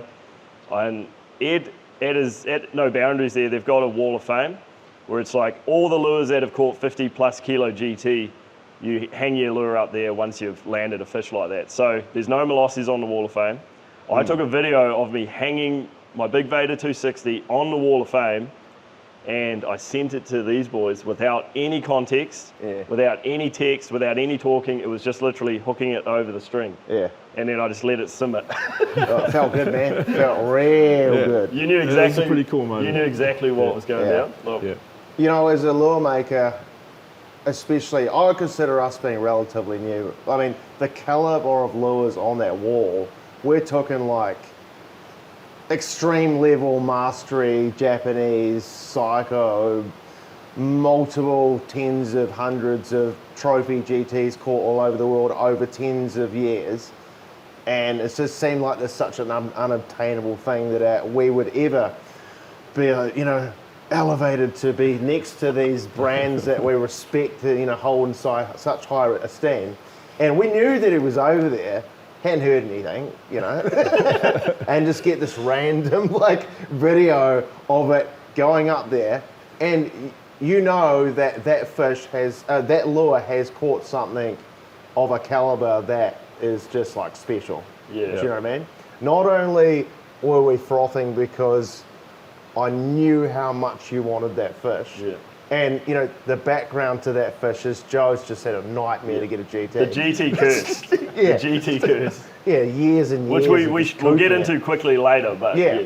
But so when that went on there and you look down the line at all these different lures, it's actually pretty special, because it's like, people can say, oh, Malosi's a hype brand and their lures, they pay the boys and it's all just fluff. But bro, when are you going to start paying? Well, we're all just mates, bro. It's not mates. We just told him how it works. Drives off in a Ferrari. Helicopter takes off the roof. Yeah. No, what was I saying? It's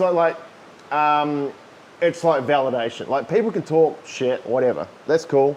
But something we made caught something that meant so much to one of our friends, and it got put somewhere, immortalized for all time, in a place that is renowned worldwide as the most extreme GT trophy psycho fishery in the world, operated by one of the foremost, I would say, legends, the best GT fishing guy, but GT Ed.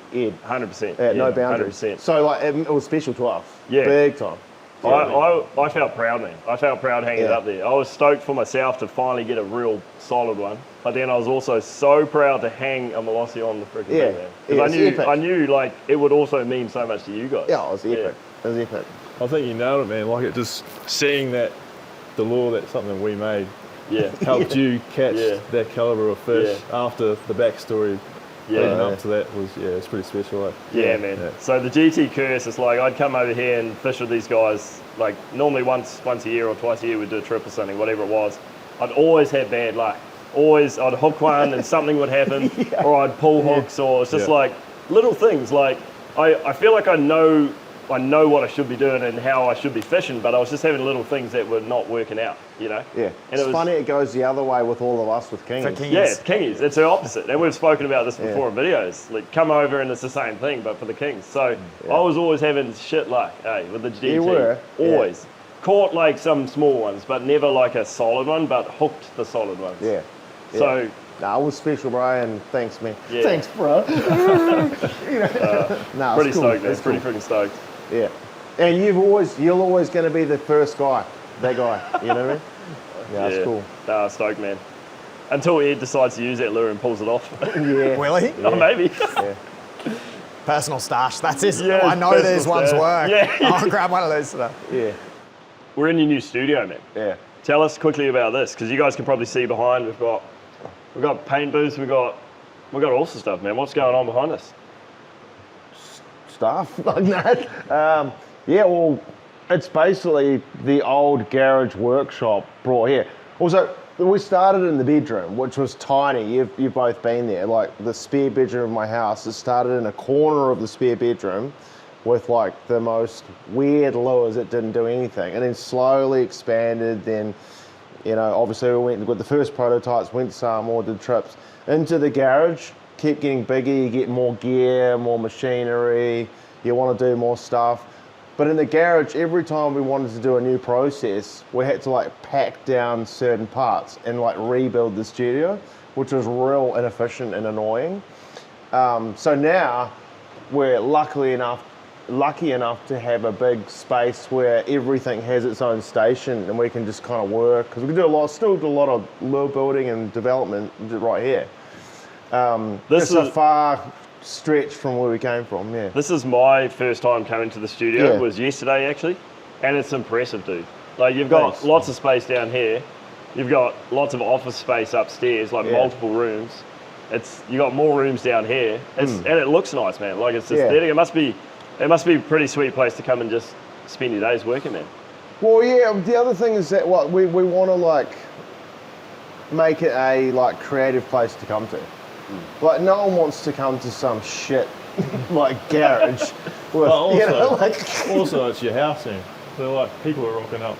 Yeah, true. Yeah, I don't want to like, as we hire employees, like knocking on my door to start work at 9 o'clock every morning. That ain't cool. And I think like really good creatives, you kind of do have to like put them in a space that feels cool to work in.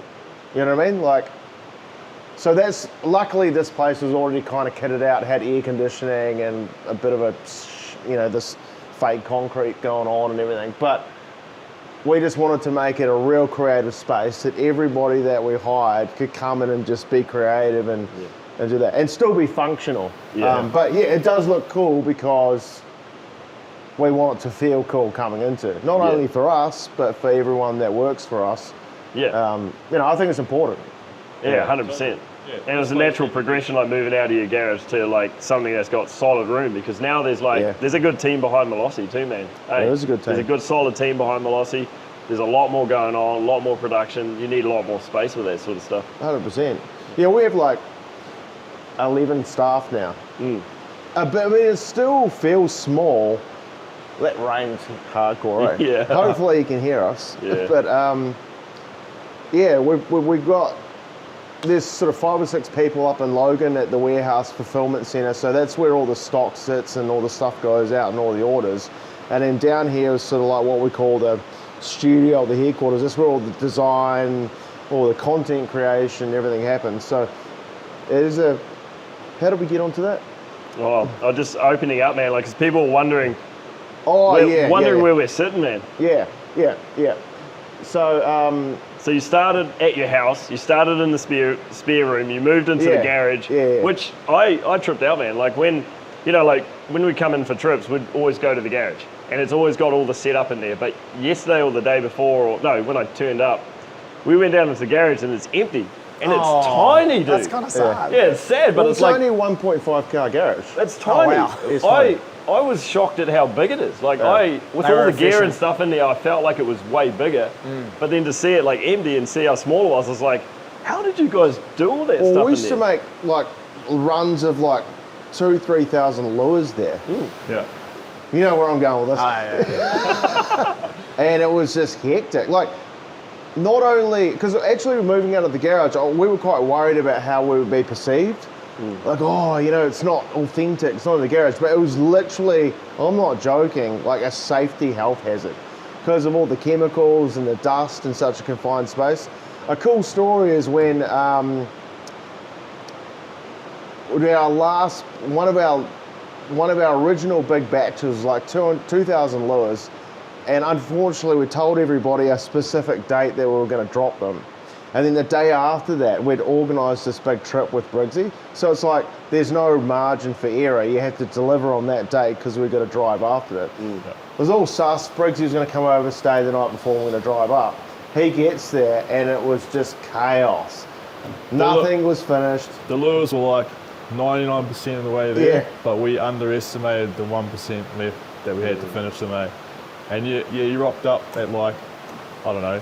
I'm traumatised from that. What's that style of music called? Vaporwave. Vaporwave. So Briggsy rocks up at like 5 o'clock in the arvo. He's like, how's it going, guys? And we're like, not bad. We just got like a few things we got to do, like a couple of hours work. Toe points, though. Yeah, giving us a bit of a hand. Yeah. And like, just 2,000 toe points. Actually, times 3. Yeah. 2,000 times 3 toe points. Yeah. I hadn't slept for a while, he hadn't slept for a couple of days. And Briggsy's like a real champion with it. He's like, what do you need me to do? I'll help. Yeah. And we were like, no, you just chill, we'll do it. He's like, no, I'll help. And then anyway, we got into it, eh? And then Fast forward, it's 4 a.m. Yeah, the hours just slowly started ticking by, and it was like 4 a.m., 5 a.m., and then the sun was coming up, and we were all just like, oh man, like just sanding for like 3 days or something. So you're sanding the resin pieces off the toe points. We're cleaning up the toe points and like getting them ready to be packaged, tagged, and then delivered to go out with the orders. But we're in such a confined space, and they, once the epoxy's cured, you're supposed to like let them air out a wee bit because it still stinks. None of that's happened because we're backing up. For those of you who don't know Briggsy, he's very particular. No, I'd say, here's a real nice way of putting it, healthy. Like he's very pure, very clean, you know what I mean? So his body is very sensitive to any sort of chemical or any sort of like disturbance in the natural way of things, you know what I mean? So here he is. Disturbance in the... he's like sort of at about 2 a.m. You were like... I don't feel weird. I don't feel normal, And so we kitted him out in the full bodysuit with like a full mask and everything. And what a legend! He kept going. Yeah, I don't know. You should describe what that was like. Toe points are really psycho. You don't realise, but there's resin gets all caked up there when you do it. Yeah. And you got to. I think I just had pliers. Pliers and a knife. Twisting and a knife to try and clean it up. At the beginning, I was even like, had some kind of alcohol that was cleaning you got to like buff it a wee bit. But by about 2 a.m, you're like, forget the alcohol, bro, just rip them off. I just started ripping toe points off. So I think a few people got lures in that batch with a little bit crusty toe points. Yeah, it was Spriggsy's fault. Yeah. That's hard work though, man. Yeah. And such a small point of creating a lure. Yeah. It's just the tiniest thing, and I was like blown away at how much work was involved to do this tiny little thing. Yeah. Mental. Psycho. And obviously 4 a.m. turned into 5 a.m. and then I kept saying to Briggsy, go sleep. It was just, there was no chance that we were going to get it done if anybody slept. Yeah. So he drove I think it was pretty dangerous, wasn't it? I was having micro slips on the way Yeah, there. yeah, it was you pretty guys bad. were out. You were Yeah. out cold. Yeah, it was bad.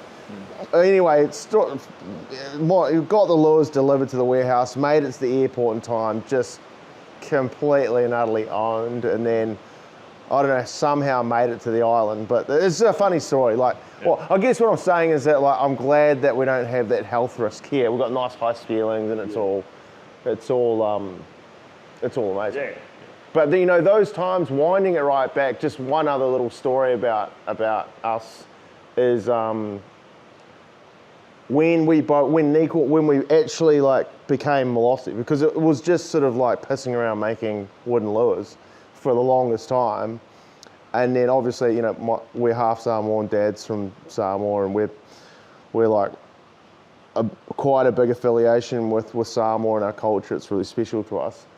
We sort of had it in our heads that we would take our lures over to Samoa and fish with them. And this is before Malosi was called Malosi anything. It was just a bunch of wooden lures. I had shown Briggsy at that point. None of them had been tested or anything. That trip sort of changed everything. And the funny story is that Nico didn't even at that point believe in the lures. He'd spent $3,000 with Duncan at Fish Head. No, I believed in what we were doing. Yeah, I did, man. But I'd been like, you know, I'd had all these lures that I'd built up over the years, and I was like, man, if we would do a trip to Samoa, I'm going to take these things. It's going to be epic. And so I ended up taking them, mate. And you brought the prototypes with us. Yeah. And we got to that first ledge, and you're like, come on, man, just try one. You got to throw one of these prototypes for the first cast. Yeah. The first ledge. Come on. Yeah. And I was like, yeah, all right, I'll try it. I don't know, but I'll try it. Tied it on, cast it out, and like first cast, it just hit the water and got smoked by this huge red bass. Yeah. And I managed to get it in, and then that was like just the moment where I was like, Yeah. fuck. Not only was like, they work, he was like, they work, and I don't think those other lures ever got used. No, the other lures just went into my bag and then Yeah. into the corner of the room, and then we just fished the prototypes for Yeah. 3 weeks straight. Yeah, all over Samoa. So like that one singular moment of me seeing that fish get caught, him going, man, these are sick, these work, and then having that 3-week window all fishing all around Samoa in perfect conditions, like every ledge was mint, and I think we caught like 50 fish and like multiple GTs and everything. We come back from that trip just like all in, like the passion was just like raging, and then we're like, well, we're going to call that Malosi, and do you want to do it? At that point, COVID had kind of hit, I think. Yep. So you couldn't tattoo, I got stood down, so we just went into like build mode with the brand. Let me just say this quickly before we move on. What's the meaning of Malosi? Malosi is like a term, I mean, the English direct translation is like strength or strong, but people use it in conversation in Samoa as like, you know, determination. Like if somebody's sick, you might go, yeah, if I'm Malosi, be strong, or, you know, like trying to encourage people, or it's just like, we always, it's meaningful to us as a company and an ethos, because it's like determination, perseverance, you know, strength, and that's stuff that we like to embody into our products. And also land-based fishing.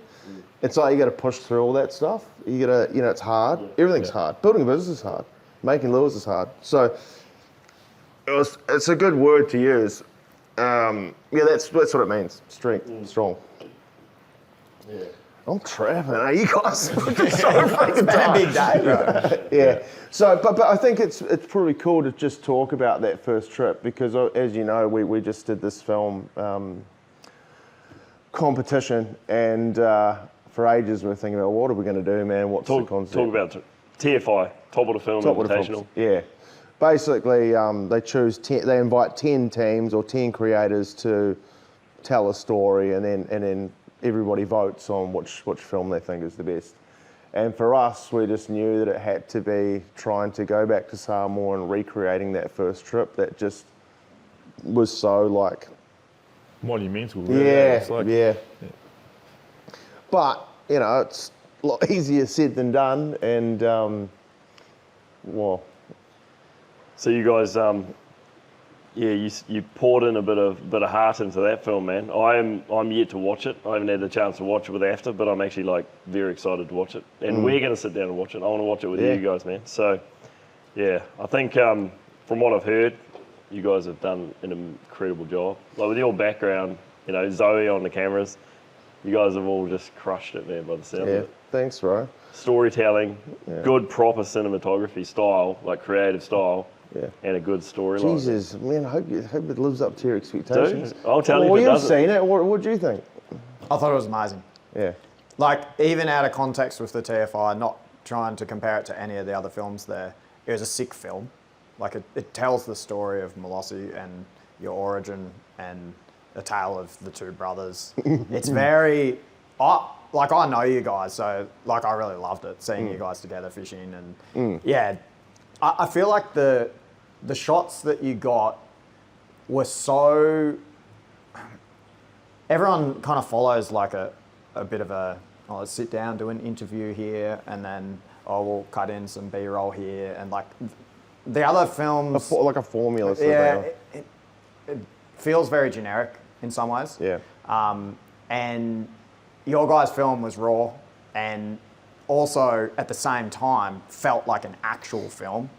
Like you wrote a script and you went there and you made an actual film. You know, I know you probably didn't stick exactly to the script or anything, but you had a plan, you had the story arc, you had like, it was a real film. And on top of that, you like metal, I like metal. And the action sequences are... pretty metal. Yeah, Samoan metal with Psycho. Yeah, all the GT music fishing, Samoan and the whole thing. which I thought was amazing. To me, that, like, it almost felt like you made a film for Briggsy. Oh, sweet. Like, honestly, it really did. I loved it. I thought it was sick. Well, I made a film for us, and all my mates are part of us, and we're all kind of on the same buzz. So it is like a film that, I mean, when I edited that first fishing sequence, you were like freaking... Yeah, well, like, for some context, this was like leading up to After and like building the new product range, staple series. Yeah, nuts. So Johnny comes downstairs one day, he's like, bro, TFI, we just got invited, what do you think? I'm pretty keen. And I was like, we're all just like, oh, I don't know, man. Like, no, he's like, nah. Yeah, because if you know my brother, he's super ambitious. He's always like biting off more than he can chew, but he follows through with it. So yeah. What a nice guy. Right. You had to quickly add that in before you liked it. So anyway, you like threw that out there and we're all a bit, oh, I don't know, but then you made a little trailer, and you played it to me, and I was just like... Yeah, so I cut the first intro monologue, and I played it to these guys, because all of them were like, dude, you've just spent the whole week in meetings telling us how busy we're going to be and all the stuff we're going to do, and now you want us to make a 20-minute full feature film. Like, it took some actual convincing, and the guys that organised the comp, like, called me 3 times, and I denied them 3 times. And then finally, I don't know, when I get something, when I can see it, and I could see what it needed to be, I was like, nah, you're in, aren't you? You're in, come on, we can do it, come on. You know, and it was like, you know, even if they said no, we were going to do it, because I believed that we could do it, you know. But it was psycho, it was hard, eh? Yeah, it's pretty hectic. And like watching you and Zoe, I don't know, pulling like 12-hour days editing the thing, and yeah, it's pretty crazy, eh? I'm excited to watch it, man. Yeah. I mean, I think if you want to know what that first Samoan trip is about, the film does it more justice than us describing it. You know? Yeah, okay, So, I guess I don't know when this pod's coming out, but potentially the films are still available to view. You could even potentially vote on it. So, I think, man, I don't know. I might try to get this out as soon as possible. So, if you guys listen to this and you like the film, you can drop some good votes for the boys and see if you can help get them up there. Appreciate it. Yeah, I'm keen for you to see it, Joe, because I've said for the longest time I'd love to take Joe to Samoa. We always like taking our closest friends to Samoa. Yeah. And I know that you would love it there. Dude. Yeah, man. Yeah, I feel pretty happy, man, because you sent me a Christmas present. Can I talk about that? Yeah, you can talk about that. Yeah. We get this Christmas present and open it up, and there's a few different package parcels in there. And there's one for me, there's one for my wife Catherine, and one for our daughter River. And so we opened them all up, and there's all these like customized little presents for each one of us, man. Something for River, which she was frothing on. Something for Catherine as well, which she really liked. and I sent you the video, like Yeah, you genuine did. stoke about Yeah. it, man. I opened up my one, there's a GoPro, there's a bunch of stuff, and then there's this envelope, I opened it up, and it's a card, and it says, they want to take me to Samoa, all paid for, everything. And I was like, I rang you, man. I was like, are you serious about this, man? Yeah, of course so, I'm serious. Yeah, man, I'm Well, freaking I stoked just in, show man. appreciation, man. Like, yeah, that's the least I can do. Yeah, it just came out of the blue. I didn't expect it though, Yeah, and that's cool. that's what was pretty cool, man. Oh, I'd love to see you there, bro. Joe and Samoa. Well, we're doing it. We have to. Yeah, we'll. I've got a voucher, bro. I'm You using did that get thing. a voucher, yeah. And I got the opportunity to take Briggsy there. Was it last year? Yep. Yeah, and unfortunately, you were pregnant. Well, not you, but Yeah. Was I? I don't know. Were you? Yeah, no, yeah. Yeah, so you can come. You got to remember that this is like 5 or 6 years in the making, talking about going to Samoa. Again, it was crap weather. You've probably seen the YouTube videos, but I mean, I was loving talk about that trip just quickly, because your videos were epic on it, man. I really liked your Samoan series. Yeah, you guys couldn't get to the big GT ledges just due to Not the at weather. all. You had just been dished not at out. all. Yeah. But I haven't you even set foot on a proper Samoan ledge yet. Yeah, but you still He's looked at them. made it work. Like, the fishing you guys did was entertaining and fun, and you were using the little micros and stuff. That was Catching earlier. fish. They actually kind of timed well. I think It was sick. you released micros right around that time.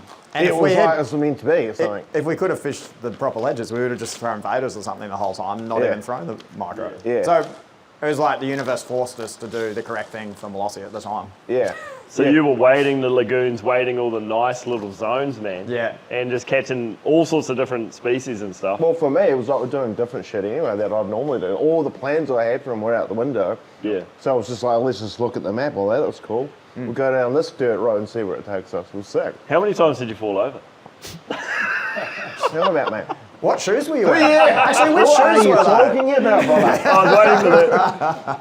Yeah, Tell the shoe story, because I think it's quite funny. Any morning time fans will know that, like, I don't know if Brooksy and Cavi are still in it, but Briggsy's just like volleys or die. Like, it's volleys, nothing else. But me, I don't know whether it's my island feet or something. I get just all my toenails fall off Yeah. and everything. Yeah. Dead. Right. Yeah. So I'm the same. When I started running volleys after Briggsy's recommendation, they're the most grippy things in the world, but same thing, my toenails would get rooted. Yeah, look at that one. Johnny. Yeah, gnarly, man. Johnny, so you came to New Zealand. We did the Kingfish trip. Yeah. Your volleys, That's right. you had just come back from a trip with Briggsy up somewhere else, and your toenails were beaten up, and your volleys actually failed, remember? So you put on my That's spare right. shoes. He put on my spare shoes, and you really liked them. They were comfortable, they were grippy and everything. And then you asked me later on what they were, so I sent you the model. What were they? There was a Solomon, it's like a Solomon, trail yeah, Solomon, trail yeah. running shoes, but Yeah. I sent them the brand, and then you went and bought some, but different models. Yeah. You bought a different style, so potentially a different sole, like tread pattern. I still reckon they're sick. You run them now too. But Yeah. but the funny thing is, on this trip with Briggsy, like, you were taking the piss out of him big time, because he was slipping over all over the place with these shoes. And you got an old profile picture of mine, and you like put it on the screen and like slowly like faded it in. The amount You of recommended the shoe. because I recommended the shoe. Briggsy But There's will a look funny for little any narrative. weakness to expose in anything you're doing and turn it into something to make money on his YouTube. That's it. You know, he'll leverage it. Oh, he's scared of heights. Okay, I'm going to take him up this cliff, you know, and almost kill him. You know, well, that'll be funny. Let's make a film about that. oi. But it works. man. I'm happy to be the, you know, I'm only joking. Like, it's brilliant, and I was scared. But you did say that cliff wasn't there, so nah. It's chill, bro. It's That's chill, ju- bro. Yeah, that is the beautiful thing about all of our friendship. There's always just banter. If someone falls over, of course you're going to take the piss out of it. You know? yeah. We've all got our quirks that are just hilarious, and Oh, that's yeah. what makes it funny. Yeah. Yeah. But yeah, the falling over. The falling over, man. Like, there was a couple of doozies, especially that one real big one. He went upside down. Yeah, I was having people... Underwater, like getting water. My legs were in the air and everything, and I flopping couldn't, around, because I slipped backwards on a rock, and the bottom of my back was on the rock, but all 4 of my limbs were just clambering around, and I was backwards, and the waves were pushing up onto my ass, so that I couldn't get back up. The people are watching this right now. I'm going to screen record and chuck it on. It's pretty funny. It's so Very funny. Very clever editing, very creative. I was getting dudes messaging me about it, like telling me about it in Briggsy's film, taking the piss. So it's fine. It's all right. Samoa. So that's Samoa. Yeah. Can't go get on a GT ledge, so you just go and slip around in the light tackle zone. It wasn't just not light tackle, it was like I got to show, and I'll show you too, like all the cultural stuff. Like I think you kind of like that, right? Bro, other than my hometown here, it's probably the only place I've ever been that when I was there, I was like, I could live here. Yeah, right. I love the food. Everyone's so chill. I think, man, yeah. I actually looked into buying citizenship in Samoa. It's $1 million Australian to buy citizenship. It seems Wow. crazy. Yeah. You can And actually just if you've buy got it. a family of 5, it's $5 million. Yeah, so you can just buy citizenship. For $1 million. So Yeah. not many people are probably No, buying no, that. no. Yeah, but you can. Wow. That's how much I was interested in living there. Because you can get a visa So for much a coconuts couple here, months or mate. something. Hey, So much coconuts. that's part of it. Can you imagine the films? Oh, the films have been Imagine mental, the bro. films. The films have Yeah, been yeah, mental. they would be. They would be. You'd make $1 million back. You probably eventually. would. Yeah. 2 films a day. I don't know if you can go to the bank and say, I want to live in Samoa, give me $1 million. It's probably not going to work. Yeah, crazy. Man. We'll return there one day when the weather's good. Yeah. Take care. That'd be sick. You won't be pregnant, so Yeah. you know. Yeah. I hope. Yeah, I'm looking forward to it, man. I'm actually real excited to go over there because I basically want to see what Briggsy saw. I want to see like the whole cultural everything. Yeah. I reckon Yeah, you'll cool, love it, man. bro. Yeah, just to cap that all off. Like the thing that I love about Samoa is there's such a rich tradition there. There's like a chief system, and all the chief titles are bound to families, and all the families and titles are bound to land.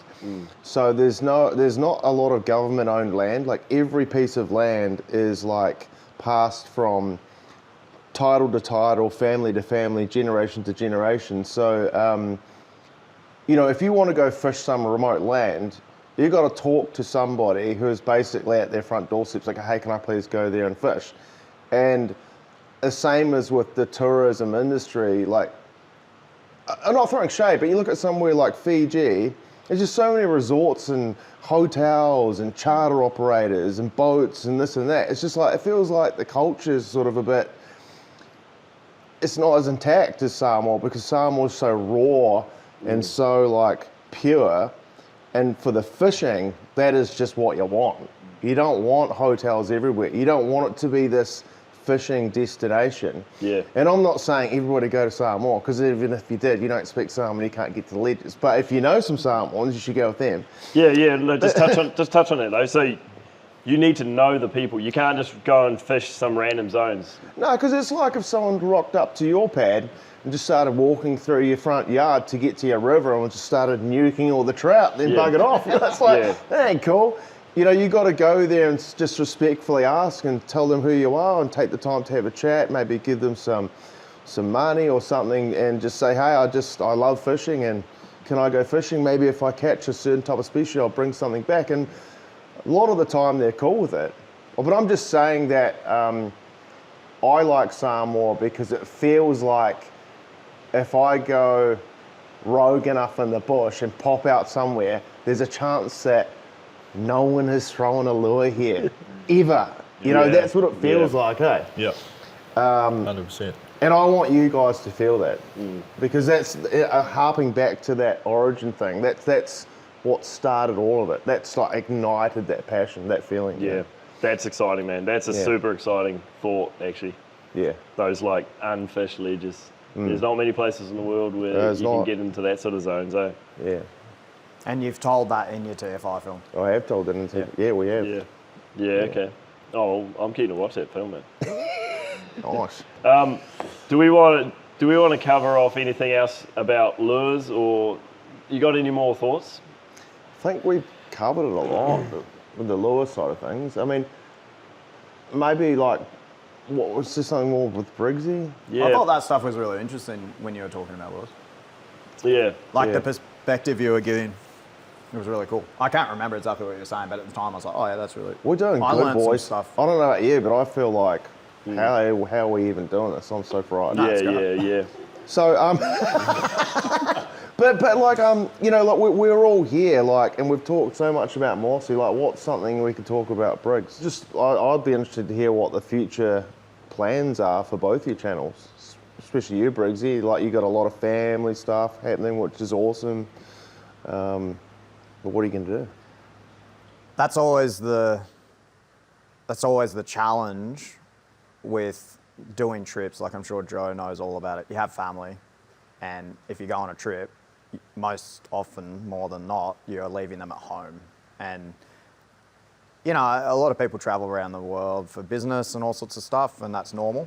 Yeah. But it almost feels worse in a way because I work from home. I'm at home. I do a lot of the cooking. I do most of the stuff with the kids. I'm like very active dad in the house because I'm there.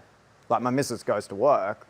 Briggsy's at home with the kids. You know, I'm very present. Yeah. In that, even though I'm editing. That's awesome. If they need something, like, I want food. Yeah. I like go make them food. Like, I'm there. Much more than someone who was, you know, at a 9 to 5 or something like that. So the contrast is very extreme when all of a sudden the person who's, you know, the main carer for the family disappears for 10 days on a trip somewhere. And that's extremely difficult. Not being there. Yeah, I'm not there. Yeah. So that's hard to deal with. And the whole time I've always just been frothing for the kids to come and get to a point where I can just take the kids.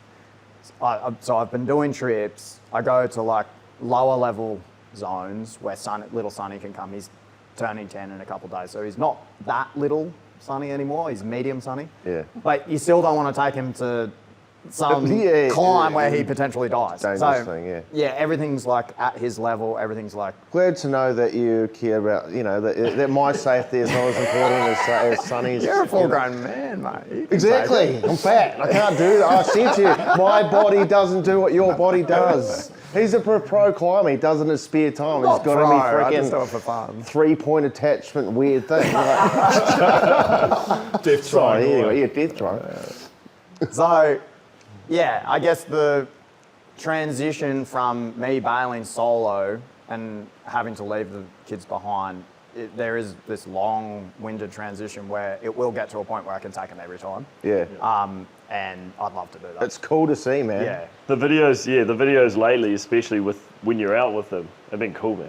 Like Yeah. Sonny catching the GTs and stuff like that. Oh, bro, That's he was sick, man. frothing. Yeah. You hear him yelling and Yeah. stuff. Like, ah! Well, I know. To him, that's a 30 kilo. I know, Sonny. I can just feel the energy from the. Yeah, You can see it in his steez and his arm placement. That like he's getting it, the leverages. Yeah. That's like, just happened in the last few months. Yeah, Yeah. Awesome. He's Getting journey better. through it, eh? Yeah. That fishing, that session there in particular that we're talking about, that little moment there for Sonny casting into that little piece. He was on, bro. man. Yeah, he's slaying. What does it feel like to fish with your family? Because I mean, you guys have both got real young ones. Yeah. So that's sort of like, what, 8 years away? Yeah, it's so sick. I think out of my 3, they all like fishing. Like the other 2 like fishing, Kayla and Kaneda, but Sonny loves it. Yeah. So there's a chance you don't get one that loves it like that. And I don't know, like that's just a random factor. It might not click for them. I think Sonny has just the right amount of autism that I probably have too, that he can like lock in and just keep casting. Yeah. Full ADHD all day long. Yeah. The other 2, if the action's up and it's happening, it's better for sure. But yeah, Sonny's at the point now where it doesn't matter if there's no fish. He's out there. That's He's like so us. good. He'll cast, That's man. cool. Yeah. Yeah. So that's the only random question above your guys' kids is, are they going to love it like you do? Yeah. And you don't know until you take them. But That's right, yeah. Little River's been out a couple of times and she froths on it, but she is so, you know, she doesn't know yet. So it's kind of like she's excited because we're doing something new and this and that, but it's not until she's going to be older where she's going to really be able to experience the whole thing. And you can then tell if she's going to like it or not. Yeah. Yeah, man. Lenny's the same. Yeah. Bring her in here, and she's like, "Oh, they're fishing." Yeah. Take her out when you're fishing, and same thing, man. But I hope so, man. Yeah. I'd love to be able to take them out like what you do and have them being as excited as me. Yeah. So that'd be cool. Also, you can include them in your Toxic. job. It's not toxic, man. Bro. What is Where's it? his tripping, eh? It's air. Compressor. It's just You a know? compressor. It's an air compressor. What did you call it? Toxic. No, air. Oh, yeah. No, This new before. technology. Yeah. It's just the new technology. Yeah, that's cool. Yeah, man. I think, and those videos have been doing well for you too, the family stuff. So It that's does. kind of good incentive for you to just keep doing family trips. It's not necessarily viral, but you don't always want viral. No. Because viral means your films are going to non-fishermen a lot of the time. Like if you get something so viral, like I had a 40 million view film once of me picking up a poisonous fish and not knowing what it was and kind of throwing it on Sunny, like digging it out of a hole, throwing it on Sunny. Yeah. You get people who aren't into fishing watching that and subscribing to you, and it can like do bad things for your channel. The best thing we can ever have is 100 to 200,000 people who love our work, love fishing, and tune in every time we upload. That's the Yeah. ultimate for a YouTuber. I Consistent. don't want a million people who want to see viral, random, weird stuff. Yeah. I want 100,000 to 200,000 people who love fishing and love my work. Solid, locked-in audience. Predictable, reliable, is that what you want? Yeah, so I think I've got 50K of that. And my guesstimate is when you're at 1.5 to 2 million subs, you've got that 100 to 200,000 loyal Base. Yeah, that are going to watch forever, Yeah. everything you upload. And that's what pays the bills. That's Yeah. what, Yeah. consistent, viewers. Yeah, so doing more of those family trips, you're probably gonna get more of that, more locked-in audience, man. I think it does. Yeah. The revenue's higher on them, even if the views are lower. Yeah. And the cool thing about that is all that base audience that's locked in now, because you know how kids change so much from 3 to 8, way more than they change from 20 to 28, you know? Yeah. So like, I remember watching Sonny at the beach, he's like this high, Yeah. and now he's like starting to like get it. In 3 years, he'll be like on a completely different level. Like it'd be the amazing. exponential growth curve Yeah. that everyone will go through will probably be quite a powerful sort of like I don't thing. even really think about that, but yeah. Sundog Millionaire. Yeah, Sundog Millionaire. Yeah. Well, what's that? I That's his thought- nickname for him. That's my nickname. Oh, really? Yeah. Sundog, but then he just added a million. Me, I don't know why. Oh, it sounds like yeah. Slumdog Millionaire. Me and Sonny go and like look for lizards and stuff. Oh, yeah. It's like Yeah. I get on well with him, man. I like him, eh? Yeah. Happy Also birthday to him. tizzied up a little. Everyone. What? You got a little autism as well. That's why you get along with it. On No, the same that's all wavelength. Yeah, we're all. That's why we're all here we're all together right now, mate. Exactly, man. Special group of special people. Yeah, I exactly. don't even know if you're allowed to talk about that stuff. Because if you don't have autism, are you allowed to talk about having autism? I don't know. Surely that's fine. Why make it taboo? I don't know. I reckon you should celebrate, you know, our Yeah. little quirks and weirdness and I definitely have something going on, bro. yeah. Yeah, I know. No. What's what makes you special? When you get do you get many kids coming up to you after and asking like, well, oh, you know, give me advice for a YouTube channel? What do you tell them? Yeah, I'll say, quite a bit. watch me video that I made about it. And they're like, yeah, I did. And I was like, okay, what questions do you have? Because I pretty much went over the whole thing. Yeah. I think the trick with that is people don't really realize how much it is filmmaking. Yeah. Yeah. Yeah. They think it's just fishing, and if you have a cool personality, you'll get ahead. Storytelling is key. Yeah. Bro, Yeah. it's filmmaking. Yeah. Yeah. So basically just It's a different type of film. It's not like a film, like, it's documenting the day, but doing it in a, like, not planned, but you basically just say what you're doing. Yeah. And it's kind of But- like a little, Me and you have talked about this many times. Yeah. But a good thing that you brought up, I can't remember who we were talking to, but someone, you said, take a look around. All of us started off some way or another doing some type of creating of video, whatever, photography, whatever. I can't remember who we were talking to, but you pointed to me and you talked about my background in videography. It was and at stuff. last after talking to a fella who had No, asked us this you know question. when that was? It was on that Death Island trip when we were with Rod. No, I remember that chat. Yeah. I think it was last after. Was it? Someone Was asked it? this exact question. No, Yeah. we're at Jack's house, I'm sure of it. And you... We probably had it a few times. Yeah. then you talked about your background with the computer stuff and, Yeah. and all that. And like we all had some sort of connection with Filmmaking. creating films in some regard, you know. Yeah. So it's not like we all loved fishing, but we're doing YouTube because we have some sort of drive with that actual creating side of it, the Yeah. storytelling. That's already locked in. Yeah. Yeah. You have to love making films. Loving fishing's a given. Everyone loves fishing, but you have to also love making films about fishing. Yeah. It's probably the main thing. Yeah. Yeah. Should we wrap this thing up?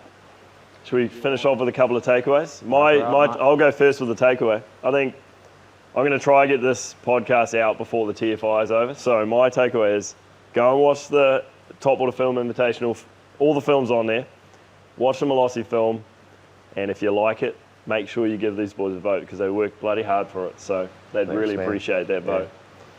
So you know where to find me. You guys are already linked up with all my stuff. But who wants to go next? Give a takeaway, then just say where they can find you. Obviously at Malosi Instagram. I don't want to say anything cliche, because I mean, I could sit here and say, follow your passion, work hard. Yep. But it's like, I don't know, surround yourself with people that inspire you, like all my mates, they're all doing their own thing. Surround yourself with people that are like brutally honest too, they'll tell you what they think. And if your relationship's strong enough that you can hear what they're saying without being just mortally offended, Yep. you know, you're in a good space with everybody. And for me and my brother, coming from just being us two in the garage, building this thing, we now have this like amazing team we've built around us, and Zoe behind the camera over there, and everybody that works so hard. Yeah. This film is sort of like not only dedicated to the people that you'll see at the end of the film, but just everybody that worked on it. And Yep. as Joe said, like it does tell the story of where we started, and we're proud of it. And if you like it, watch all the other films too, because some really talented people in there, including Maddie Schultz, a mate of ours, who's a really powerful story too. Different kind of film, but watch them all. And if it feels like it, you relate to it, and you like it, and listening to all the stuff we talked about today, you want to give us a vote, that'd be greatly appreciated. These two are legends, love them. And actually, my other takeaway is tomorrow morning I'm sleeping in because I haven't had a day off in about 4 months. After was crazy. We got to sleep, and Yeah. I'm yapping. Yeah. My takeaway would be Solomon shoes don't necessarily stop you from slipping over. Yeah. And just talking to everyone after and being involved with the TFI, I think just seeing people, like, I had heaps of like young Groms come up that were interested in the lure craft and stuff. So I'll just say, like, if you're like, you know, keen and passionate about something, don't be afraid to just go after it and go on. And there's heaps of people out there that are always like willing to lend a hand and help you. Totally.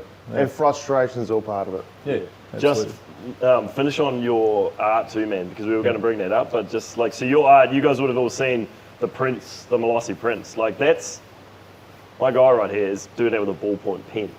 Yeah. Like That's seriously, what he bro. might say. Talk Yeah. about that, man, because that is absolutely wild that how you do that, man. Yeah, I guess maybe it just relates back to what I just said. Like, I don't know, when I picked up a pen and just started doing it, but you know, you just like, you can have all the talent in the world, but it sounds cliche, but if you want to do something, just put in the time and the work and get after it, you know? Yeah. Yeah. Unreal, man. He locks in, man. Like, I've seen it. It's literally months. Yeah. Inch by inch by inch. Yeah. You know, until this beautiful thing's unraveled. And it's like, it's incredible. Yeah, it is. When you look at it and you look closely, it's like incredible. You know, I always say, like, your originals, you can't put a value on them. You know, I wouldn't even know how you would sell that. Yeah. But if you want to buy a printed, high-grade printed replication, we do sell them on the website. I've got one, helps man. it out. I've got one at home that I'm just waiting. I'm going to put it up in the studio when Yeah, it's finished. they're freaking I got sick, one man. of the GT prints there. You won't say, but you've got like a massive list of species. Yeah, I would have. Stripey, yeah. Stripey would be sick. What's Drop the a most call. asked for? Yeah. Is it weird? There's a few, man. Probably like barramundi and a big dewie. Yeah, maybe. yeah, which is the same thing basically. Yeah. Like in the picture, just stretch it, draw one, and go. Yeah. Each of them's got like thousands of scales. I don't know. There's so many cool species out there. Some people ask for like a whiting. Do a squid, bro. Squid would be Real sick. gnarly, like a couple tenties going up or something. that's- What about a long time, man? Yeah, long time. Big ago. long. Extendo canvas. Yeah. Widescreen. Hey, he's got the whole catalogue stretched out till he's like 70 years old. You know? Oh, there's so many species. Yeah, there's Bloody heaps, hell. man. Maori But- Ras. But that's the plan. Just build up. I don't know, a big Yeah. body of work and just. It'll take time, but Go, dude. I mean, I don't like plugging stuff, but I'll plug it for you. Go on the website and check them out. Like they are amazing, and the more that people take them, hang them in their homes, the you know, it Word just of mouth, people say. word of mouth, Yeah. and it'll keep them going and stuff. It's awesome. sick, man. Yeah. Big kingy one day. I'll buy a big kingy. yeah. yeah, Yeah. right. Yeah. That's Yeah. on. The, Drop a comment what you want to see. Yeah, for sure. Yeah. What do you got to say, Briggsy? Any wise words from the Briggs? Wise. Yeah. You got a couple of wise words, man. I know you. Yeah. I love going fishing, bro. I think that's why everyone's here. It's probably why everyone's listening to this. And I think you don't have to be a YouTuber. I think that everyone gets it in their head, like a lot of kids and stuff, like, that's what I want to do for my job. You don't have to make a living from it because it really is filmmaking. And unless you wanted your job to be filmmaking, you're tripping out. You're probably way better off becoming a carpenter or something, especially with AI, what's happening. Do a trade and then go fishing in your spare time.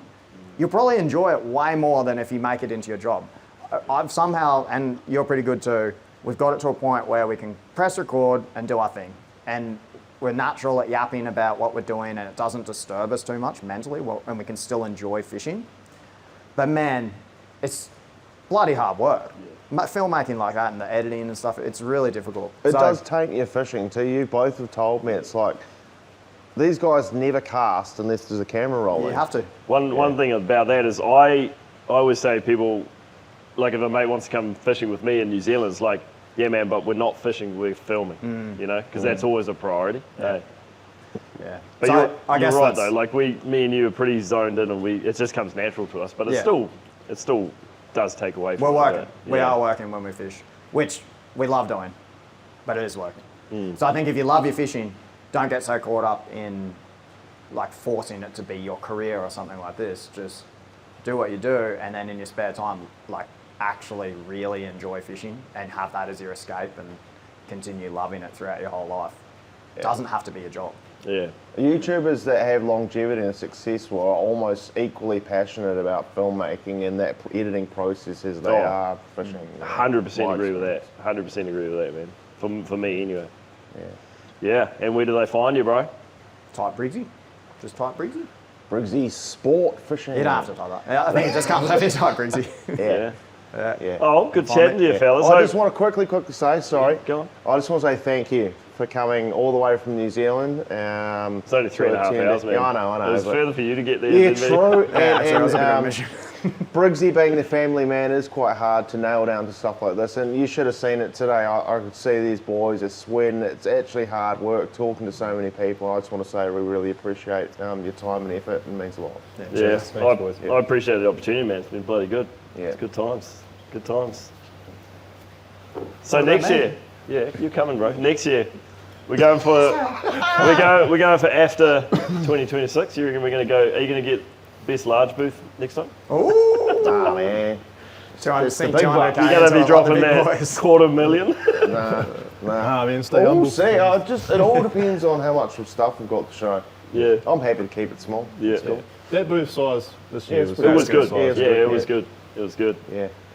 Sweet. Let's wrap it up. All right. Thanks for listening. See you later. Nice.